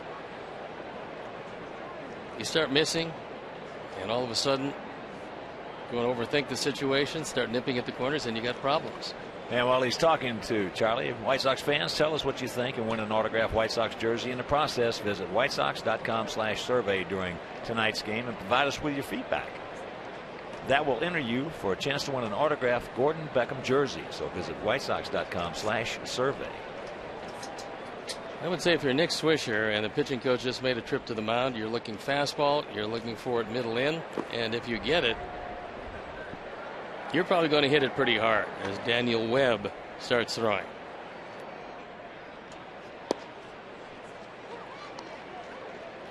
Wasn't middle in, it was on the outside corner, but he did get the fastball. That was a good pitch to hit. Good pitch. But you set it up perfect. That's going to happen. And now that's checked up, fouled away. There's a lot of base hits throughout the course of the season in just scenarios like that. Well, you got a pretty good idea. Sure. Where you know what's coming. You're looking for it. But K-Swish didn't swing, and now he finds the count even at 2-2. Yeah. Well, if you're looking for it, it doesn't have to be sitting on the tee. You're looking fastball, you can go out and get it inside, get it up a little high, a little low. That ball's hit hard right at him. That's a hang with him. Hang with him, Swish.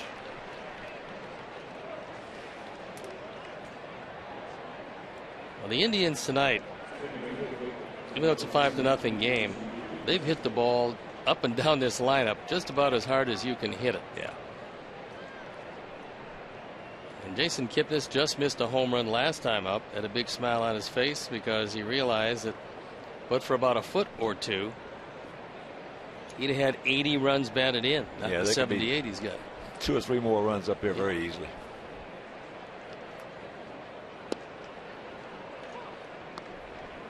Not too many for us, though. We have not scored.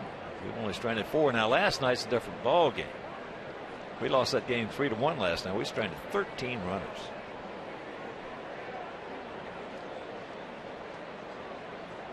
Jimenez tonight has been very tough.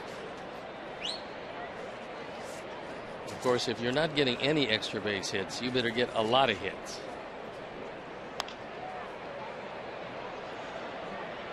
Especially when you consider that whatever Mickey Callaway found with Jimenez, his control is substantially better than it's been in a long time. And he hasn't walked anybody tonight.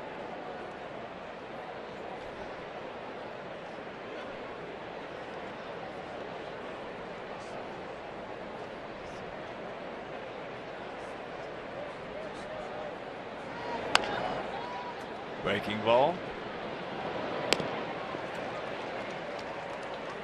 So trying to get out of the baseline call. I'm not going to get it. 2 down.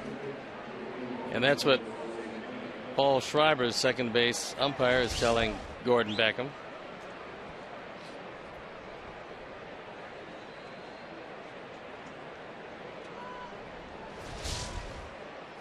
And here's Santana. A soft single, a hard single, a walk, and a run scored. Santana also a better right-hand hitter than a left-hand hitter. And you got Brantley, the left-handed hitter, on deck. So he backdoors him with a curveball.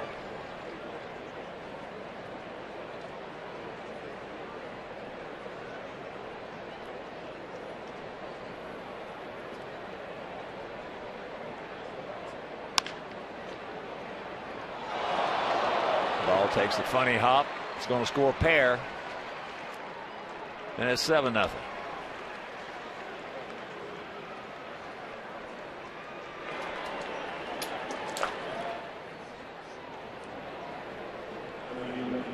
RBI 66 and 67.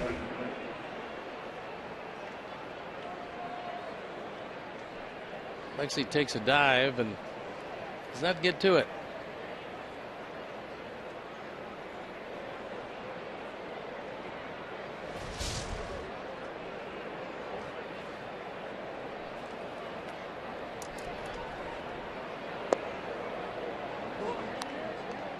There's a curveball strike.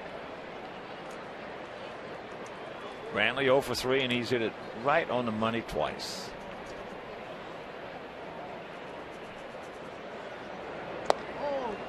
And the count 0-2.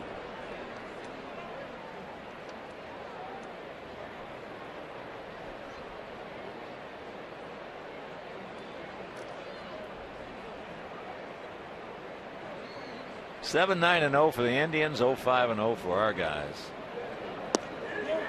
So he had first base open, gave him a good pitch to hit. He hit it hard, drives in 2, and we trail it by 7.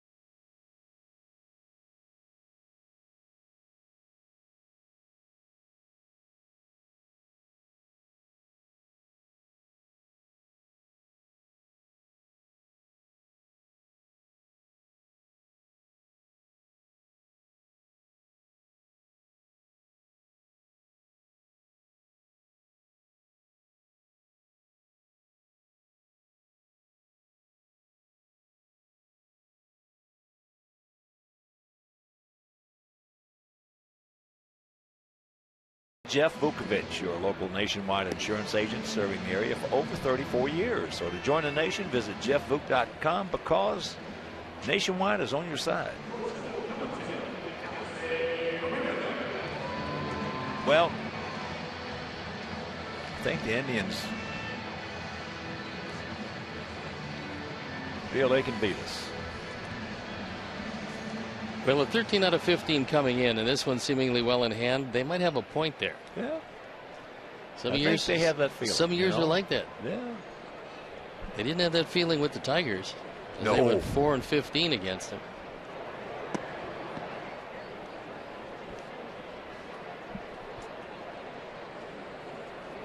Like they had a bunt single and a strikeout.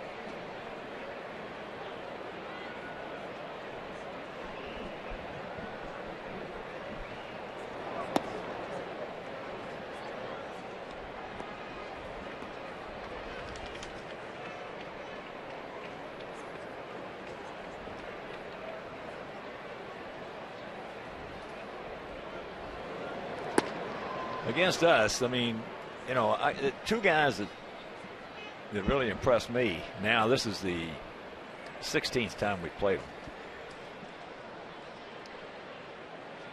as opposed to years past. As there's ball 4. The two guys that really impressed me have been Mickey Callaway and Ty Van Berkeley. There's a difference you can see in their way they're going about their pitching, and there's a difference that you can see in their approach at the plate. Well, Mickey was brought in on a recommendation of John Farrell.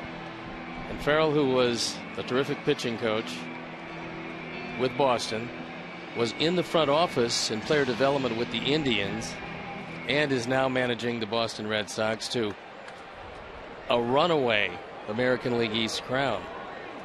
He felt Mickey Callaway would be one of the best pitching coaches in baseball before all was said and done. And you'd have to believe that bringing in Terry Francona and allowing him, for the most part, to determine his coaching staff and changing the culture that the Indians had there was one of the great free agent acquisitions that Chris Antonetti and the Indians front office made.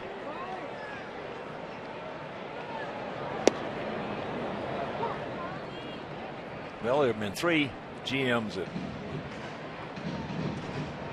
in my opinion,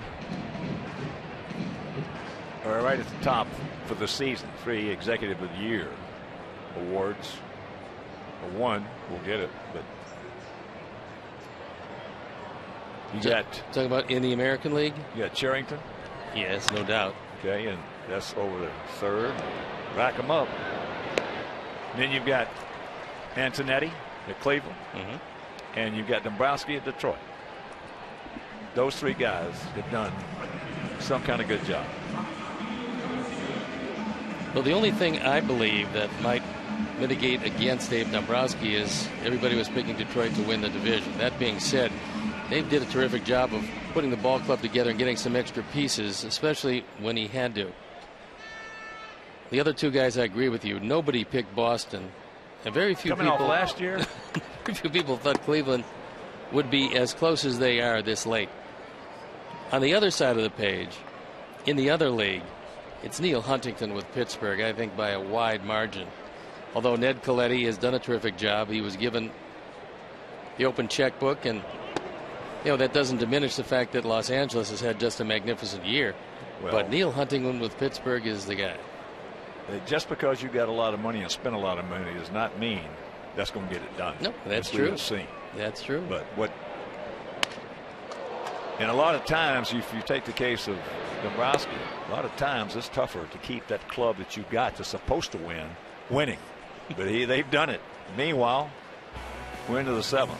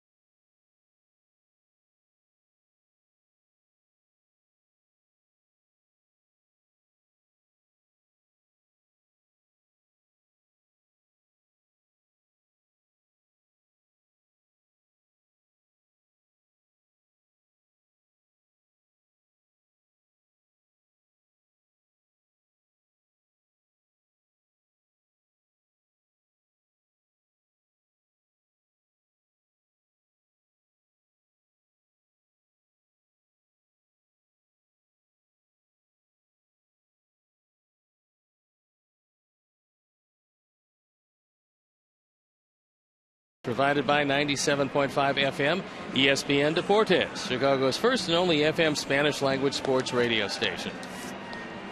So we've got a new pitcher coming on, and it's Daniel Webb. Our throwing right-hander. On for the 4th time. He's given up a run an inning. Charlie Leesman went 2, gave up 2 runs on 2 hits with 2 walks and 2 strikeouts. Here's Cabrera. It'll be Cabrera, who is 1 for 3 to lead it off. That one hit being a 2-run homer in the 4th inning. That's when they scored 5 times, if you're just checking in with us.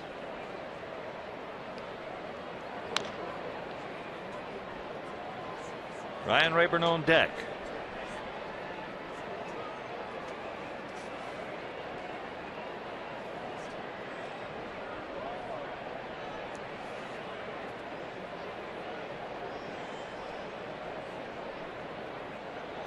Yes, he did. 0-2.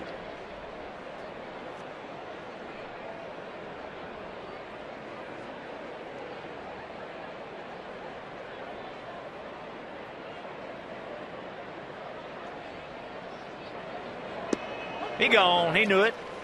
One down. Backdoor slider caught all of the outside part of the plate. And on 3 pitches, Cabrera's out.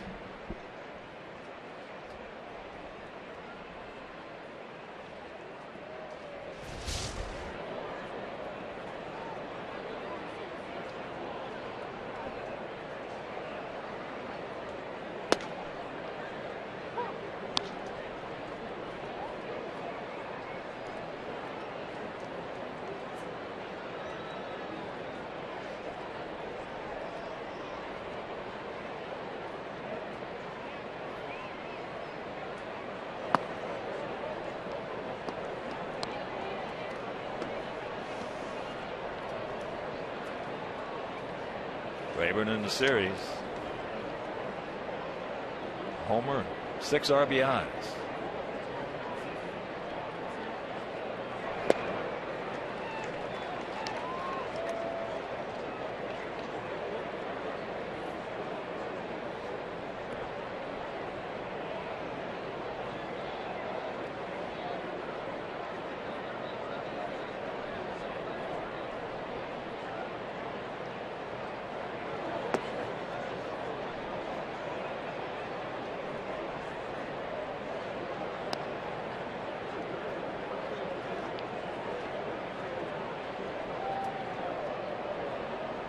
Just joining us, Manzo went 4 innings, giving up 5 runs earned on 7 hits, 4 walks, 2 strikeouts.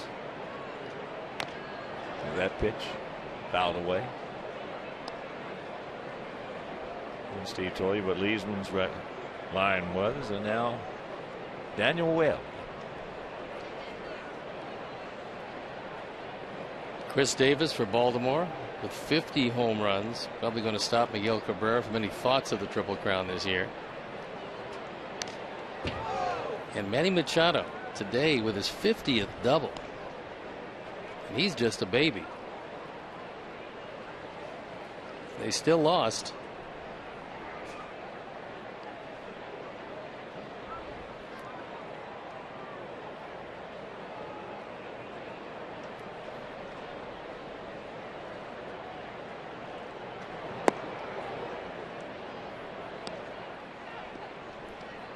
They're a fun club to watch. Baltimore's had a terrific year. Chris Tillman lost that ball game today to Toronto, but he's 16-6. He gone. 2 down. Rayburn looking back at Eric Cooper, but as we've been mentioning for quite some time, and Rayburn came in the game late. Maybe he doesn't realize that the plate was going to be quite that wide. Oh. Ryan, it's 7-0. It's a 7. It's been that plate's been like that all night long. Yeah, if he didn't, shame on him. It's been a big plate. What can I tell you, son? Take a walk. As I said, I wish more umpires had Eric Cooper strike zone. Breaking ball, no. Deion Gomes.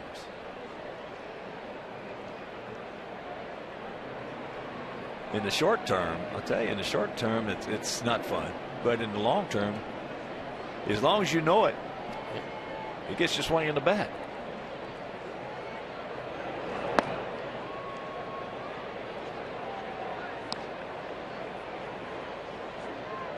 You know, when we used to go with the umpires, and some of the bigger zones we had some of the highest scoring games we had. Well, you did have an advantage in that you had an umpire behind the plate a whole lot more than the guys that are having it now. But after all this time has gone over, these guys know these umpires pretty well by now. They should. If they don't, right. That's a problem. If they don't, shame on them. Yeah. But no, this system has been in place now long enough to know what's going on with the strike zones.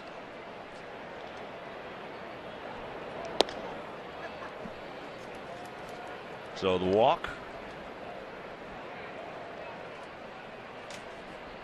And that'll bring up Chisenhall, who's 2 for 3, a 3-run homer, and then a bullet single leading off last inning and came around to score.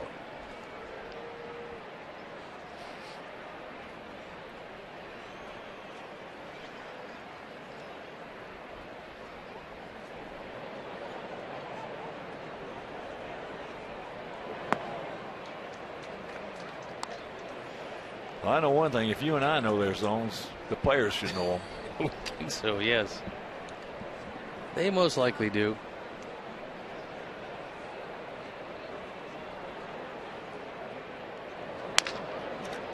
Reaches out off the end of the bat. So that'll retire the side. 7th inning stretch. We need a lot of runs.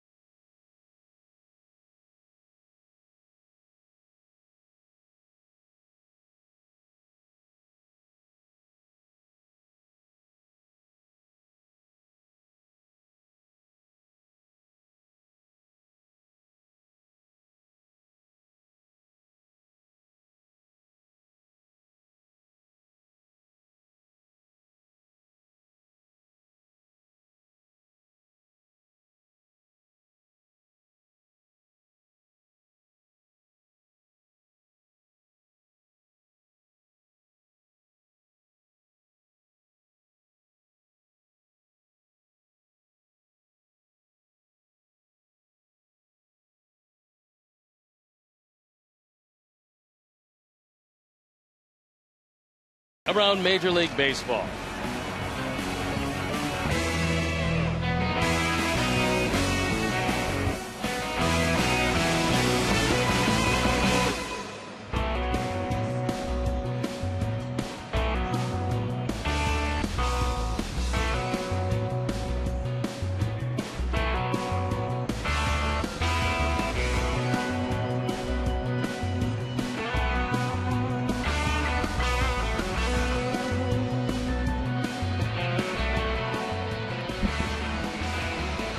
As you check out our WGN Sports tail of the tape, there it is.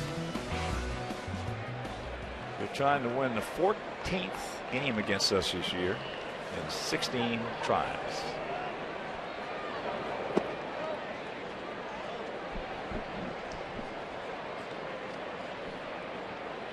They have beaten us just about every way you can beat a team, and then a little bit more. And then, of course, on the other side of that page, we've beaten ourselves quite a few of those 14 times. Well, most of the time, they haven't had great pitching. This is an exceptional performance by Ubaldo Jimenez tonight. But they have blown us out a couple of times, won all the close games, seemingly, and hit the ball out of the park with more frequency than our ball club has, which is not an unusual occurrence this year, as the power numbers way down for our guys. Well, when you score 19 runs in one game against us and then 14 in the first of this thing, it's going to add up. It did. 7 here tonight. It did.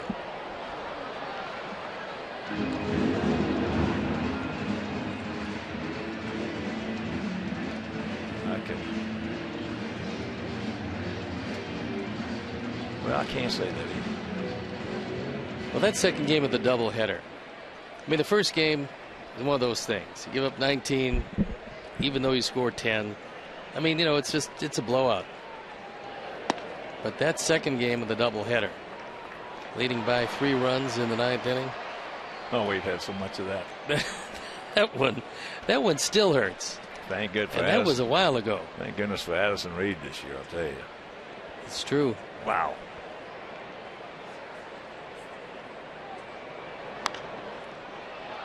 That pitch is popped up. And a souvenir. Bottom of the 8th in Pittsburgh. Pirates leading the Cubs 2-1.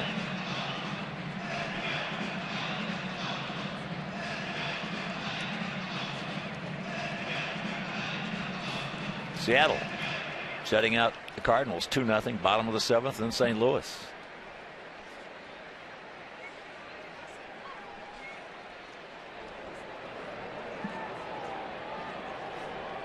Gillespie 1 for 2. Now 1 for 3.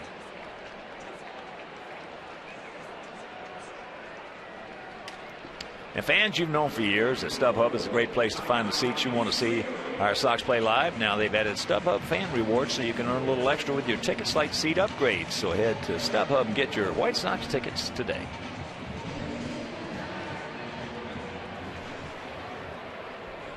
There's Tank. Tank is grounded to first and hit a little soft line drive to second.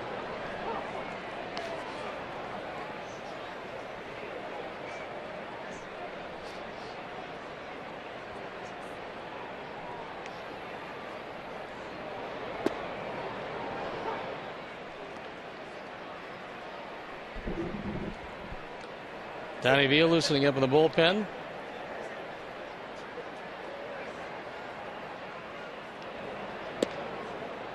Tries to get in chase.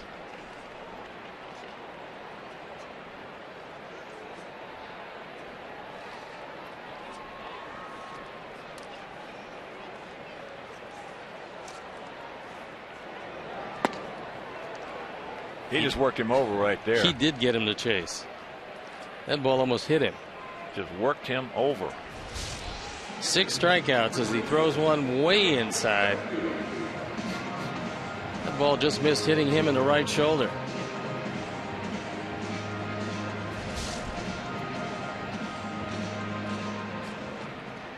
There's Josh. He's 2 for 2.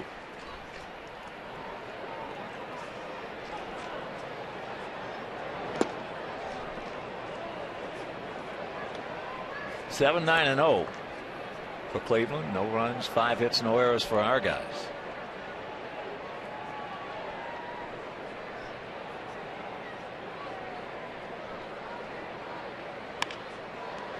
That's softly hit into left field, and that's going to fall for a base hit. Now Josh going to give it a go, and he's going to get there. So a hustle double. That's his 6th two-bagger. That's our first extra base hit since the 3rd inning of Thursday night. So it breaks a string of 20 straight singles in the course of almost 2.5 games. And 3 for 3 for Josh Phegley.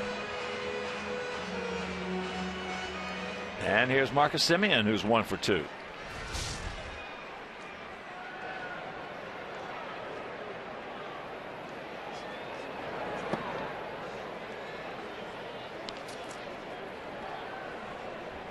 Jimenez has been in control all evening long.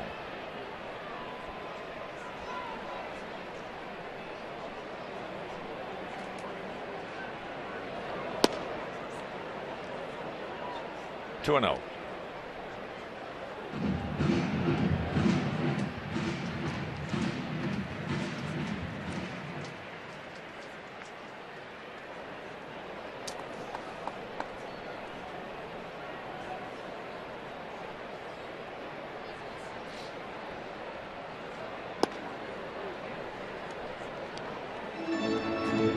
After 8 in Detroit, Kansas City still leading 1-0. Hochaver now on the bump.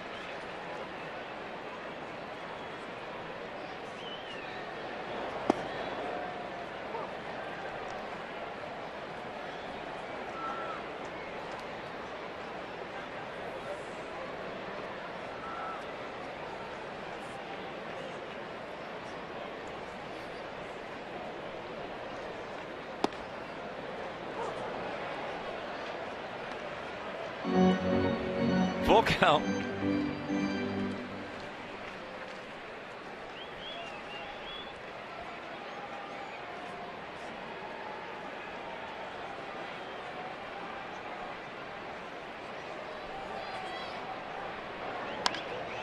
Get me over breaking ball and got away with it.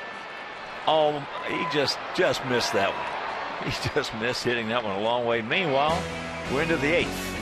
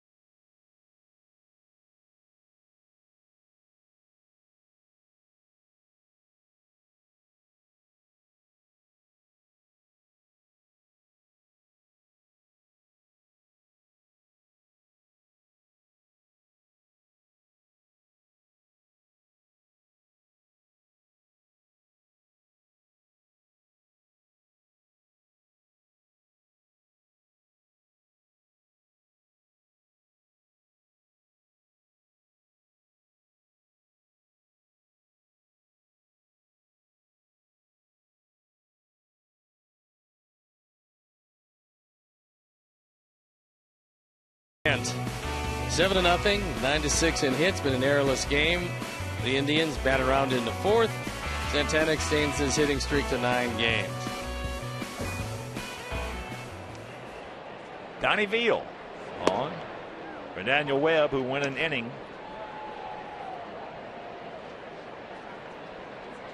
Donnie Veal, ERA just under 5.5. He's 2-3, on for the 43rd time. 0-2 the count to Michael Bourne. Michael 1 for 2 with a couple of walks and a run scored.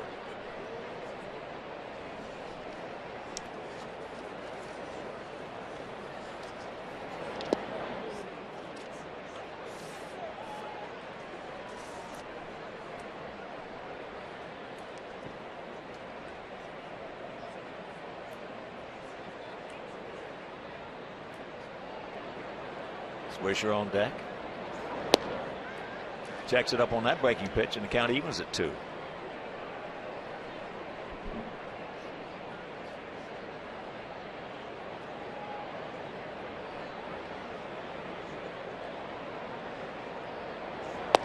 He gone. He knew it.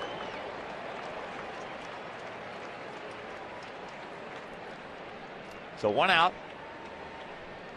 And there you're looking at Tom Hamilton, one of the best announcers in the game of baseball. What a job he does. Been with the Indians now a long time. He has been one of the most powerful voices you will ever hear.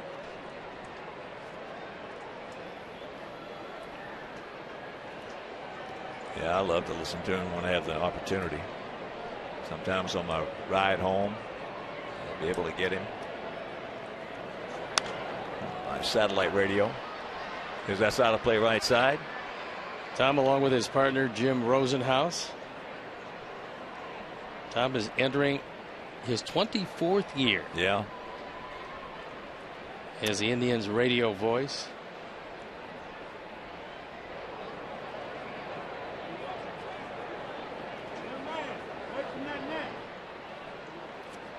The 0-1 pitch.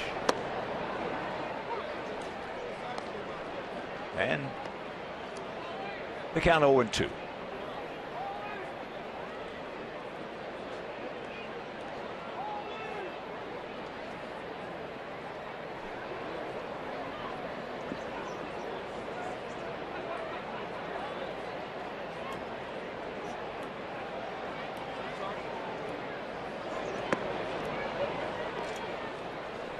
Wouldn't chase it.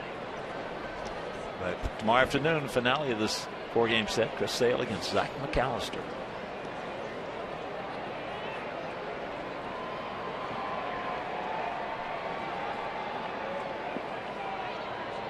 And it is a 1:10 start, so make your plans to be with us here at the ballpark. Checks it up on that breaking ball. If you're just checking in, 4th inning they scored 5 times. 6th inning they scored twice. 4th inning a 2-run homer by Cabrera, a 3-run homer by Chisenhall.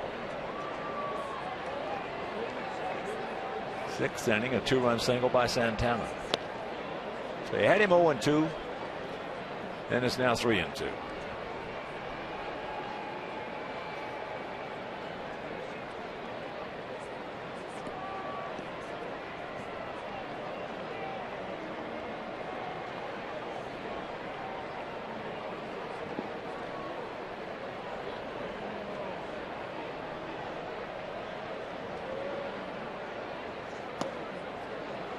Had him 0-2, and there's ball 4.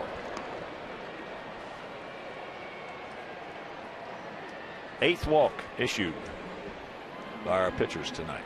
And each and every one who've been in there have walked at least one. Wasn't Andre's night. He went 4+ innings, gave up 5 runs on 7 hits with 4 walks, which is probably the troubling thing for Don Cooper.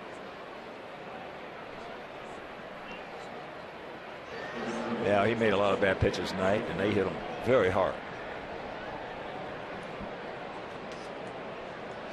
When you're walking guys and you're pitching 2-0-3-1 for the most part, you're going to make some bad pitches. They're going to take advantage of them, as the Indians have not consistently swung the bat well, but they've swung it well in this series. So Matt Carson comes on to pinch run for Nick Swisher. Kipnis 0-for-3. He had a home run taken away from him. Oh, a beautiful catch by Diaza, going up over the center field fence.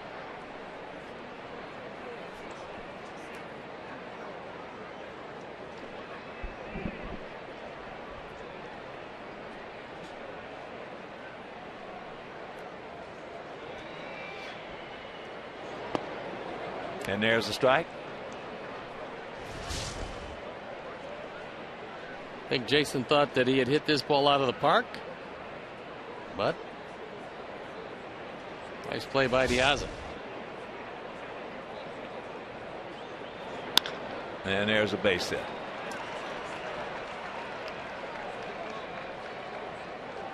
So with 1 out to walk, now the hit. And they'll bring up Santana, who is 3-for-3 with a walk in that 2-run single.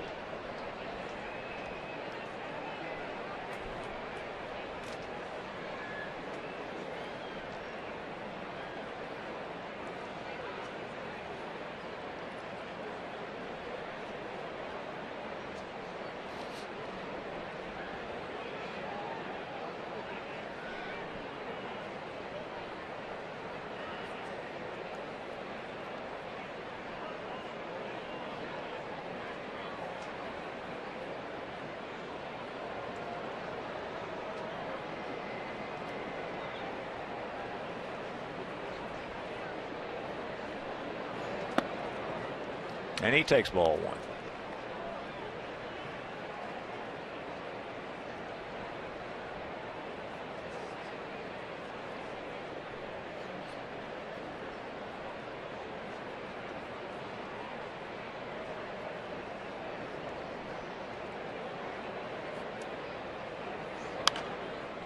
Souvenir right side.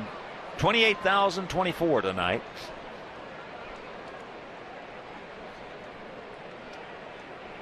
On halfway to St. Patty's Day.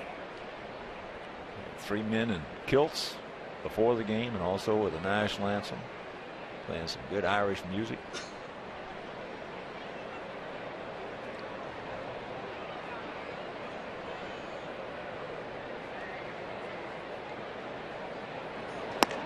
Chases the bad one, and the count 1-2.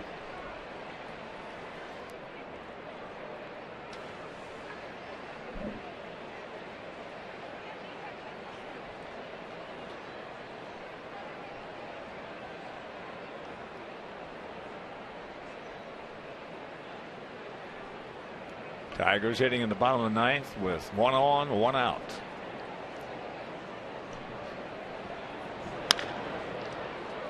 All right, a little hesitation there, but they still turn it. So rack them up, and we'll go to the bottom of the 8th. Let's at least get on the board.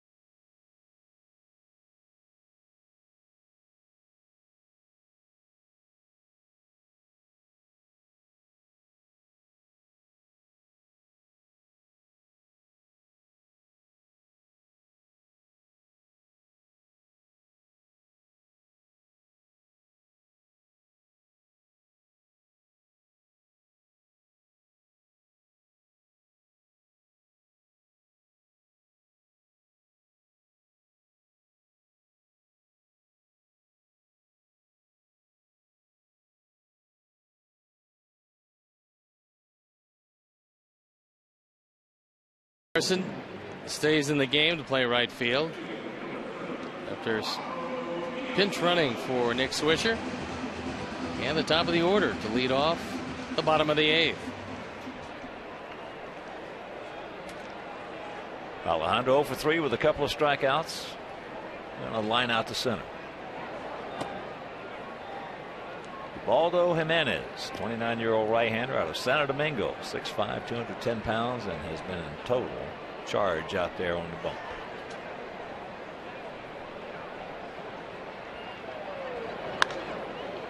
And that's popped up.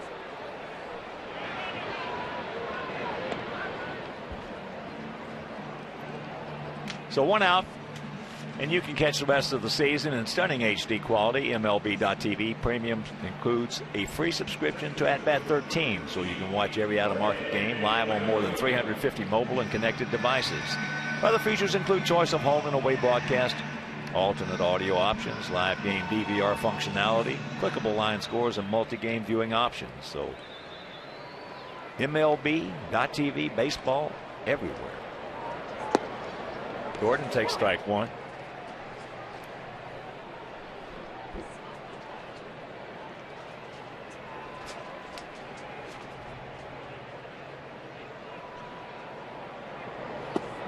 And he takes strike 2.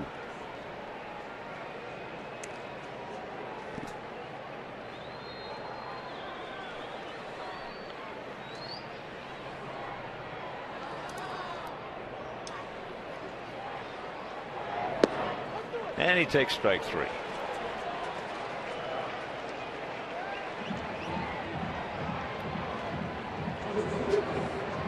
Only one more inning to go. A couple of pensmen who need to loosen up their arms, loosening them up at Lindstrom, Madison Reed. They had an exciting finish in Detroit. Prince Fielder was on first, and Fonte was hitting. Hit a double down into the left field corner. The relay play. And Salvador Perez made one heck of a play, which you'll see on the highlights, to make the tag, and the game is over. Kansas City wins it 1-0. And we are out of the bottom of the 8th, and we trail at 7-0.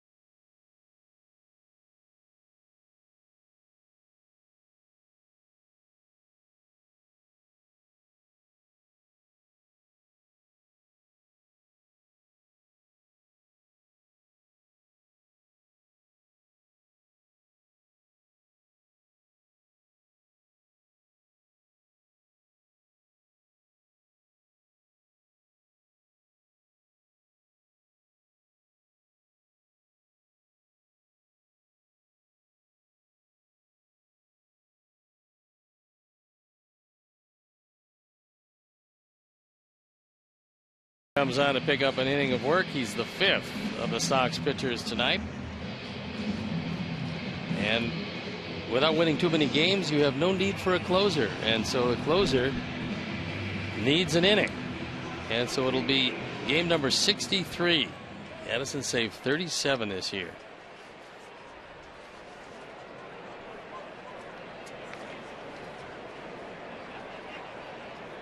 So here's Brantley. Yeah, Addison, Chris, our co-MVPs. There's going to be some wonderment on why no pinch runner for Prince Fielder.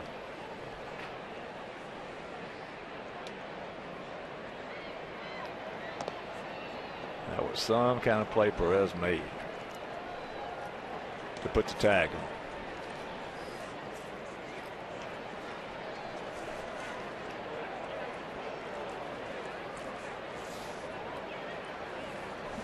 Michael is 0 for 4 with 2 line shots.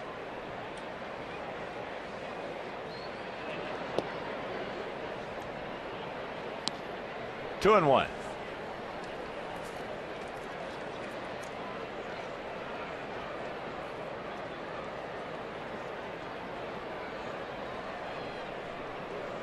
Now Cleveland, they hold on here. Going to be 5 games back of the Tigers. Kansas City's going to be 7 back.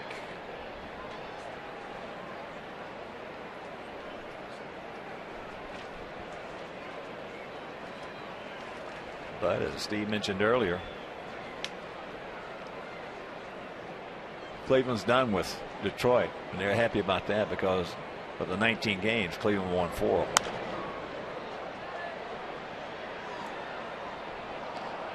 And they've been delayed in the middle of the 4th inning in Minnesota for quite some time. Tampa Bay leaned that game 4-0, but I assume they're going to wait a long time before they consider calling that one. They'll wait all night. Yeah, they'll wait. They'll wait for a long time.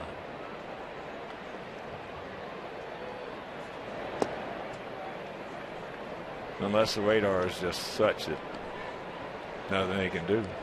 That's the rain that's heading this way. It's supposed to be here a little bit later in the day tomorrow.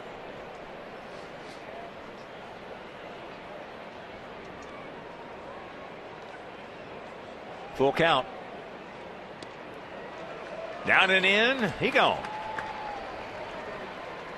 That was a terrific slider. This ball just keeps moving. No chance at all for Brantley.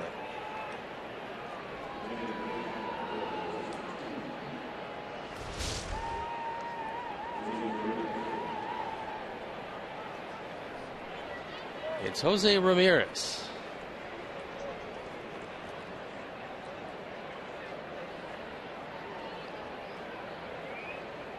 The speedster, who loves the first pitch, and he's been hitting the ball hard in the series.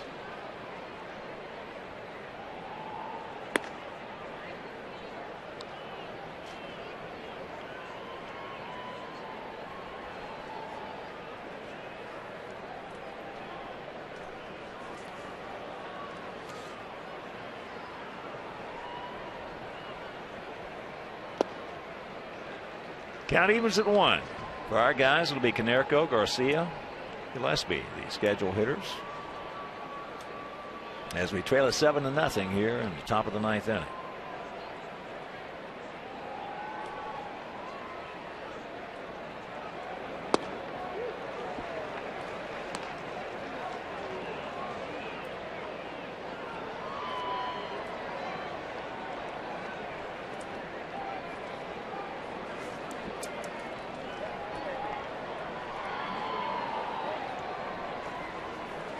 One-two pitch.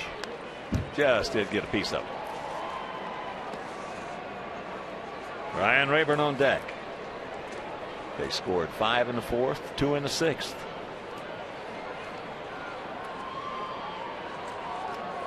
We did get the first 2 men aboard on in the 3rd and then couldn't run them over. That's the only opportunity we've had. That's how good Jimenez has been tonight. Yeah, he's just dominated us.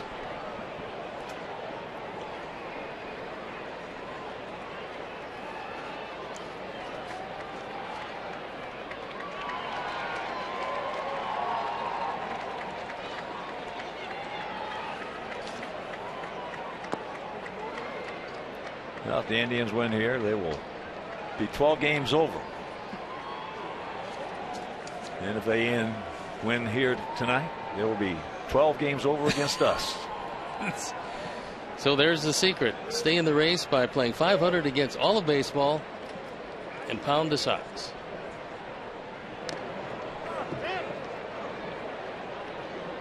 Another foul back.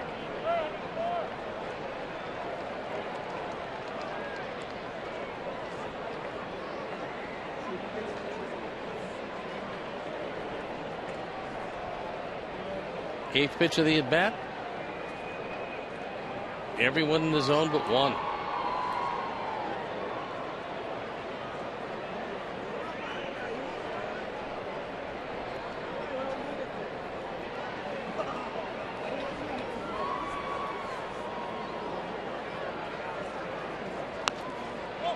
And that ball popped up, drifting back, and it'll drift into the seats. So the count stays at 1-2. One out here in the 9th inning.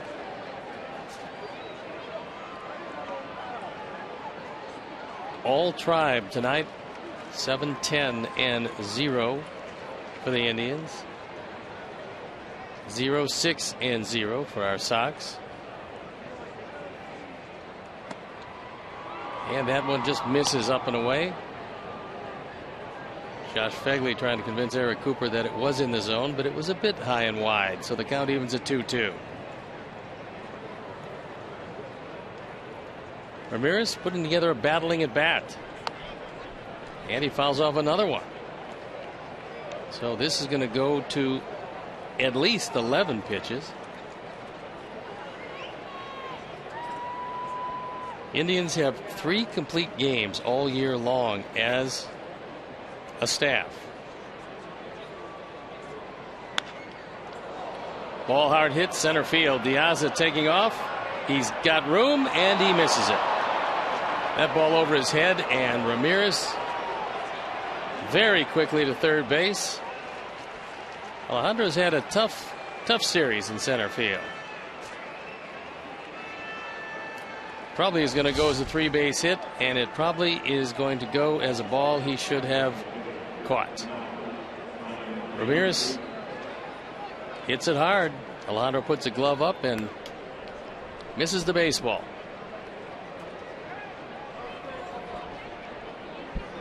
And it goes as a triple, and Ramirez, in a battling at bat, wins the battle. The first career triple. Brings up Ryan Rayburn, who's walked and fanned in his 2 at bats, and he looks at a fastball for a strike over the outside corner. Rayburn came on to pinch hit for Giambi. Jason was 0 for 1. Rayburn walked as a pinch hitter in the 5th, struck out looking in the 7th, and fouls that one back. So he's in an 0-2 hole.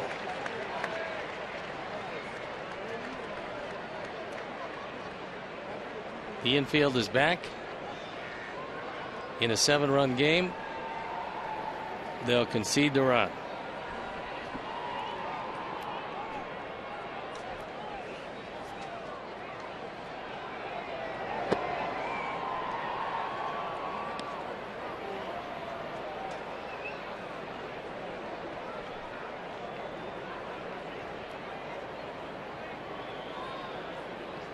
Rayburn was a very good player with the Tigers, but it was a numbers game with them, and here he is with the Indians, doing a pretty good job coming off their bench and platooning mostly against some of the better left-handers around.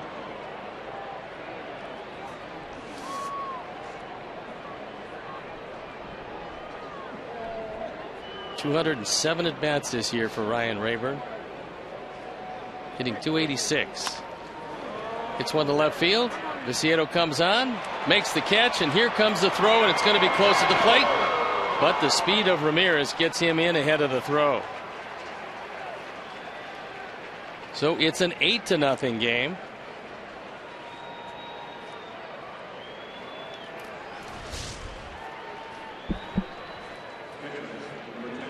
That was a hanging slider right up in the eyes of Rayburn. And that was his first sacrifice fly of the year. Good play by Viciedo, but having to go down and get it took a little something off the throw. And Ramirez, who's one of the faster guys on their ball club, scores the 8th run. That'll bring up Yan Gomes as they make an appeal at third. And Eric Cooper making the call at the plate, because Jeff Kellogg had to go out to see if Viciedo caught the ball. So as they rotate, Cooper has a responsibility of seeing if, in this case, Ramirez tags up. He did. So Yan Gomes looks out at Addison Reed, and he looks at a slider for a strike. Gomes 1 for 3 with a base on balls tonight. Put a point on that batting average. The only Indian with a batting average at 300 or better. He's hitting .302 as he comes into this 9th inning at bat. And the count evens at 1-1. 2 outs here in the top of the 9th inning. The Indians just dominating the ball game. Exceptional pitching from Ubaldo Jimenez. And a whole lot of hitting tonight.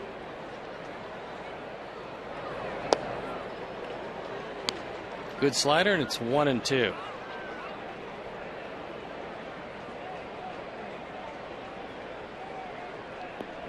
Addison shaking his head. He'll pick up 1 earned run, which shouldn't have scored, but did.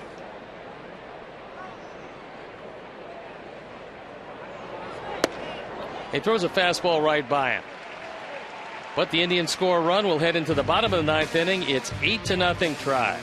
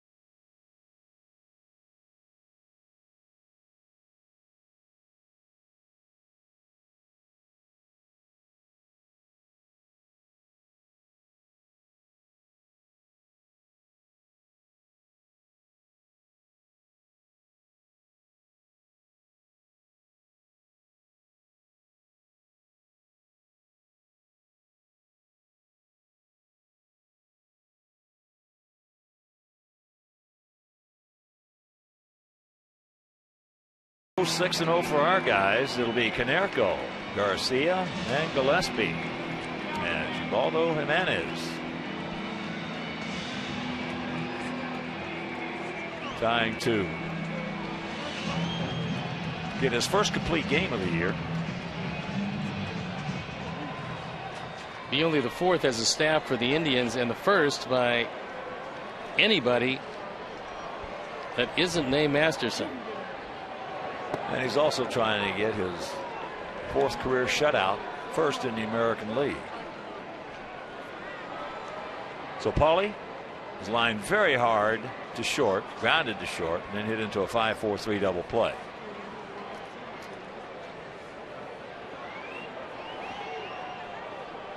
Let's get on the board. Just don't get shut out. We've been shut out 13 times this year.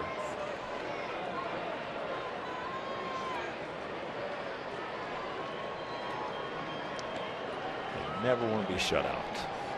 Well, Jimenez has done it to this point at 95 pitches, just in case the bullpen is up and going. It's CC Lee.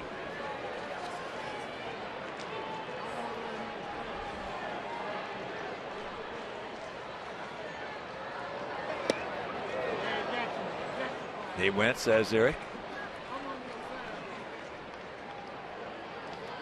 And the count 1-2. Now it's the eel on deck.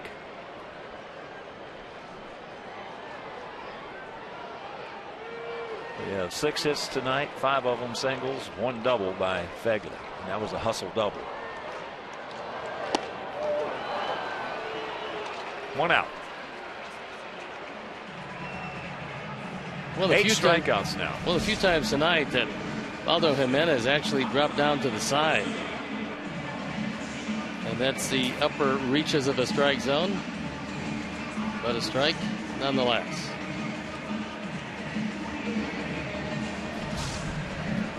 So here's Garcia. He's grounded to first, struck out, and grounded to short. Make your plans to be with us tomorrow afternoon. Finale of this 4-game set with the Tribe.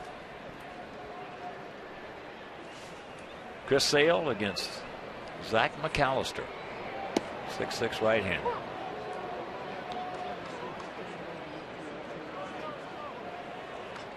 That was the eel. Take strike 1.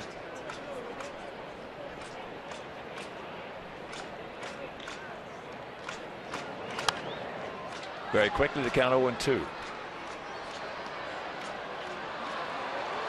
He has been in total command. More so than we've seen this entire year, or just about any other year we've seen. He's been throwing strike 1 a lot. So he's worked out some of his difficulties. Now he gets just about everything over the plate.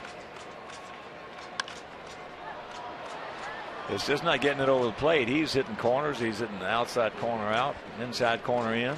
And throwing all of his pitches for strikes, which is something with a very complicated motion that he has, was very tough for him to do. He's got a lot of moving parts out there to keep on track.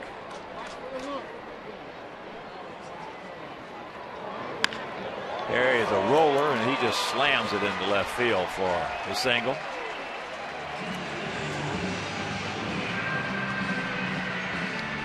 And a reminder, after the game, stay tuned for the 9 o'clock news with Robert Jordan, Jackie Bang, Jim Ramsey with weather, and Rich King.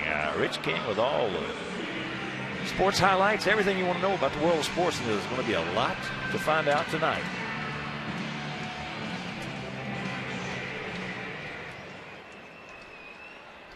Here's Gillespie. He's 1 for 3.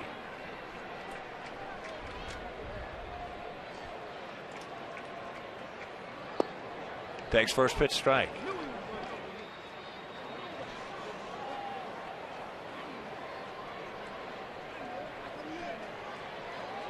If you're just checking in, Pittsburgh beat the Cubs 2-1 at PNC.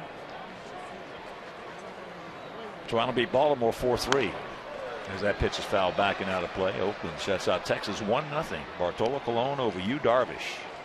Bartolo 16-6 with a 273. Darvish 12-9 with a 279. Grant Balfour picked up his 38th save in the game. Boston beat the Yankees 5-1. Lester 14-8 over Sabathia, who was 13-13.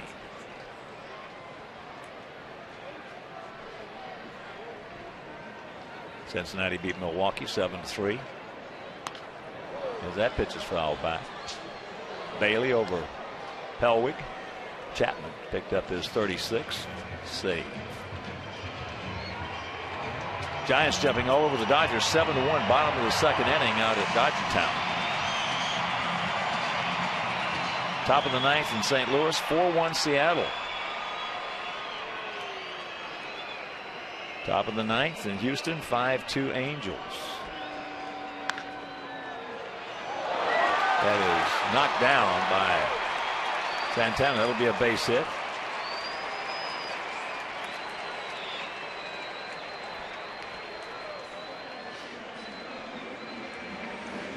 And that's going to be the final at bat of the night for Jimenez, as Terry Francona gave him the opportunity to close it down. He wasn't able to do it, and he will depart after the second hit of the night by Connor Gillespie. So C.C. Lee comes into the game. Eduardo Jimenez, after a brilliant job, departs. We'll step out and be back after these messages.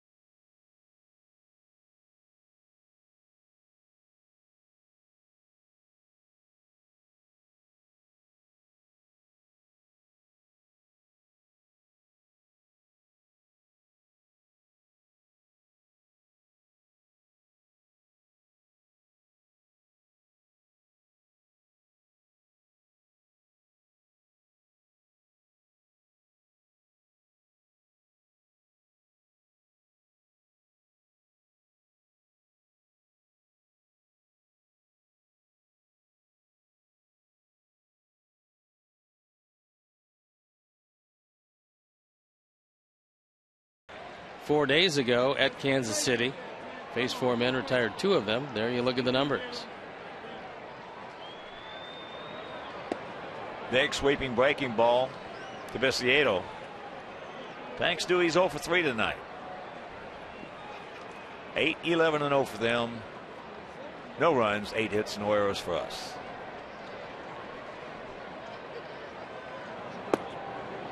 And there's a strike to even the count.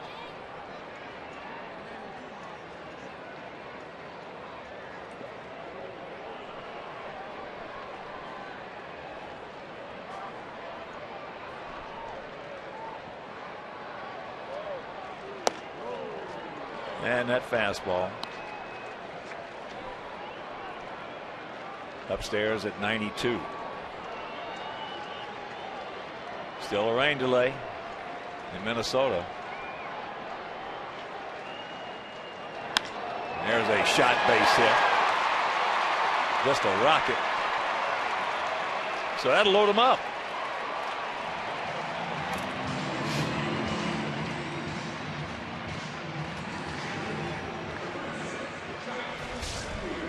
Three straight singles.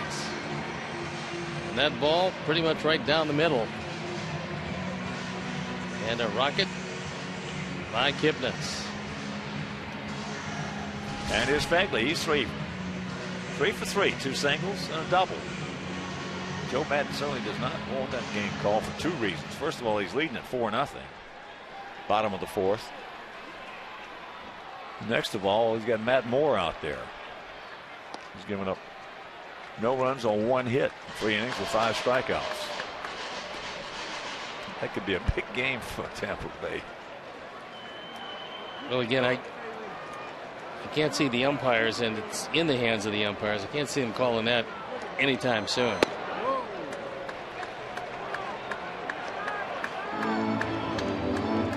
Two and 0 the count. Sox packed 1 down.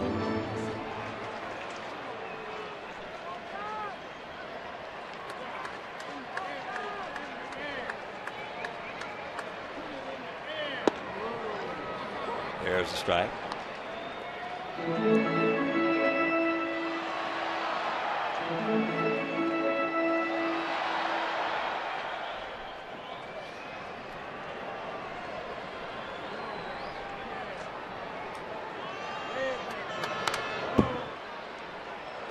Good rip by Josh.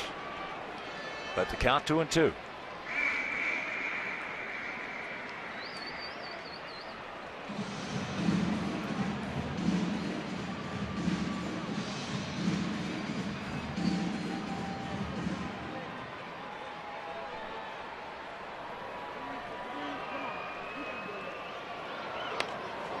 Big sweeper, and Josh, good job just to get a piece of it.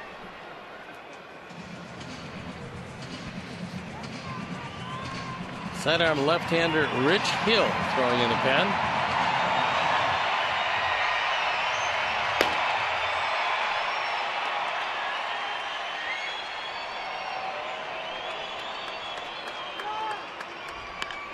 There's that big sweeper again, popped up in the center field. So here comes Avasio. He will score. We'll get on the board. And it's an 8-1 ball game.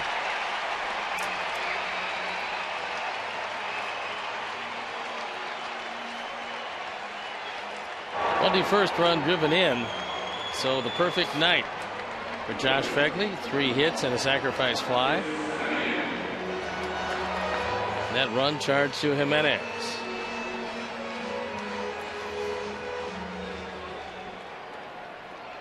Keep it going, Marcus. He's 1 for 3. Last time up, he just missed one. 3-2 getting the over breaking ball from Jimenez and just missed it.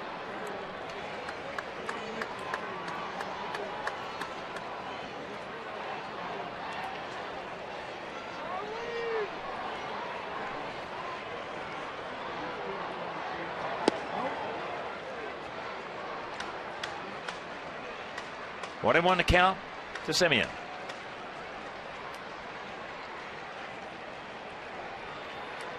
This year's MVP in the Southern League.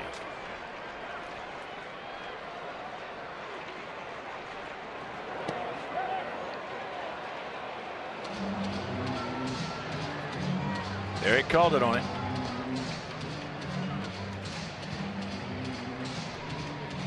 And that game in St. Louis is over. Seattle beat the Cardinals 4-1. Pittsburgh wins 2-1.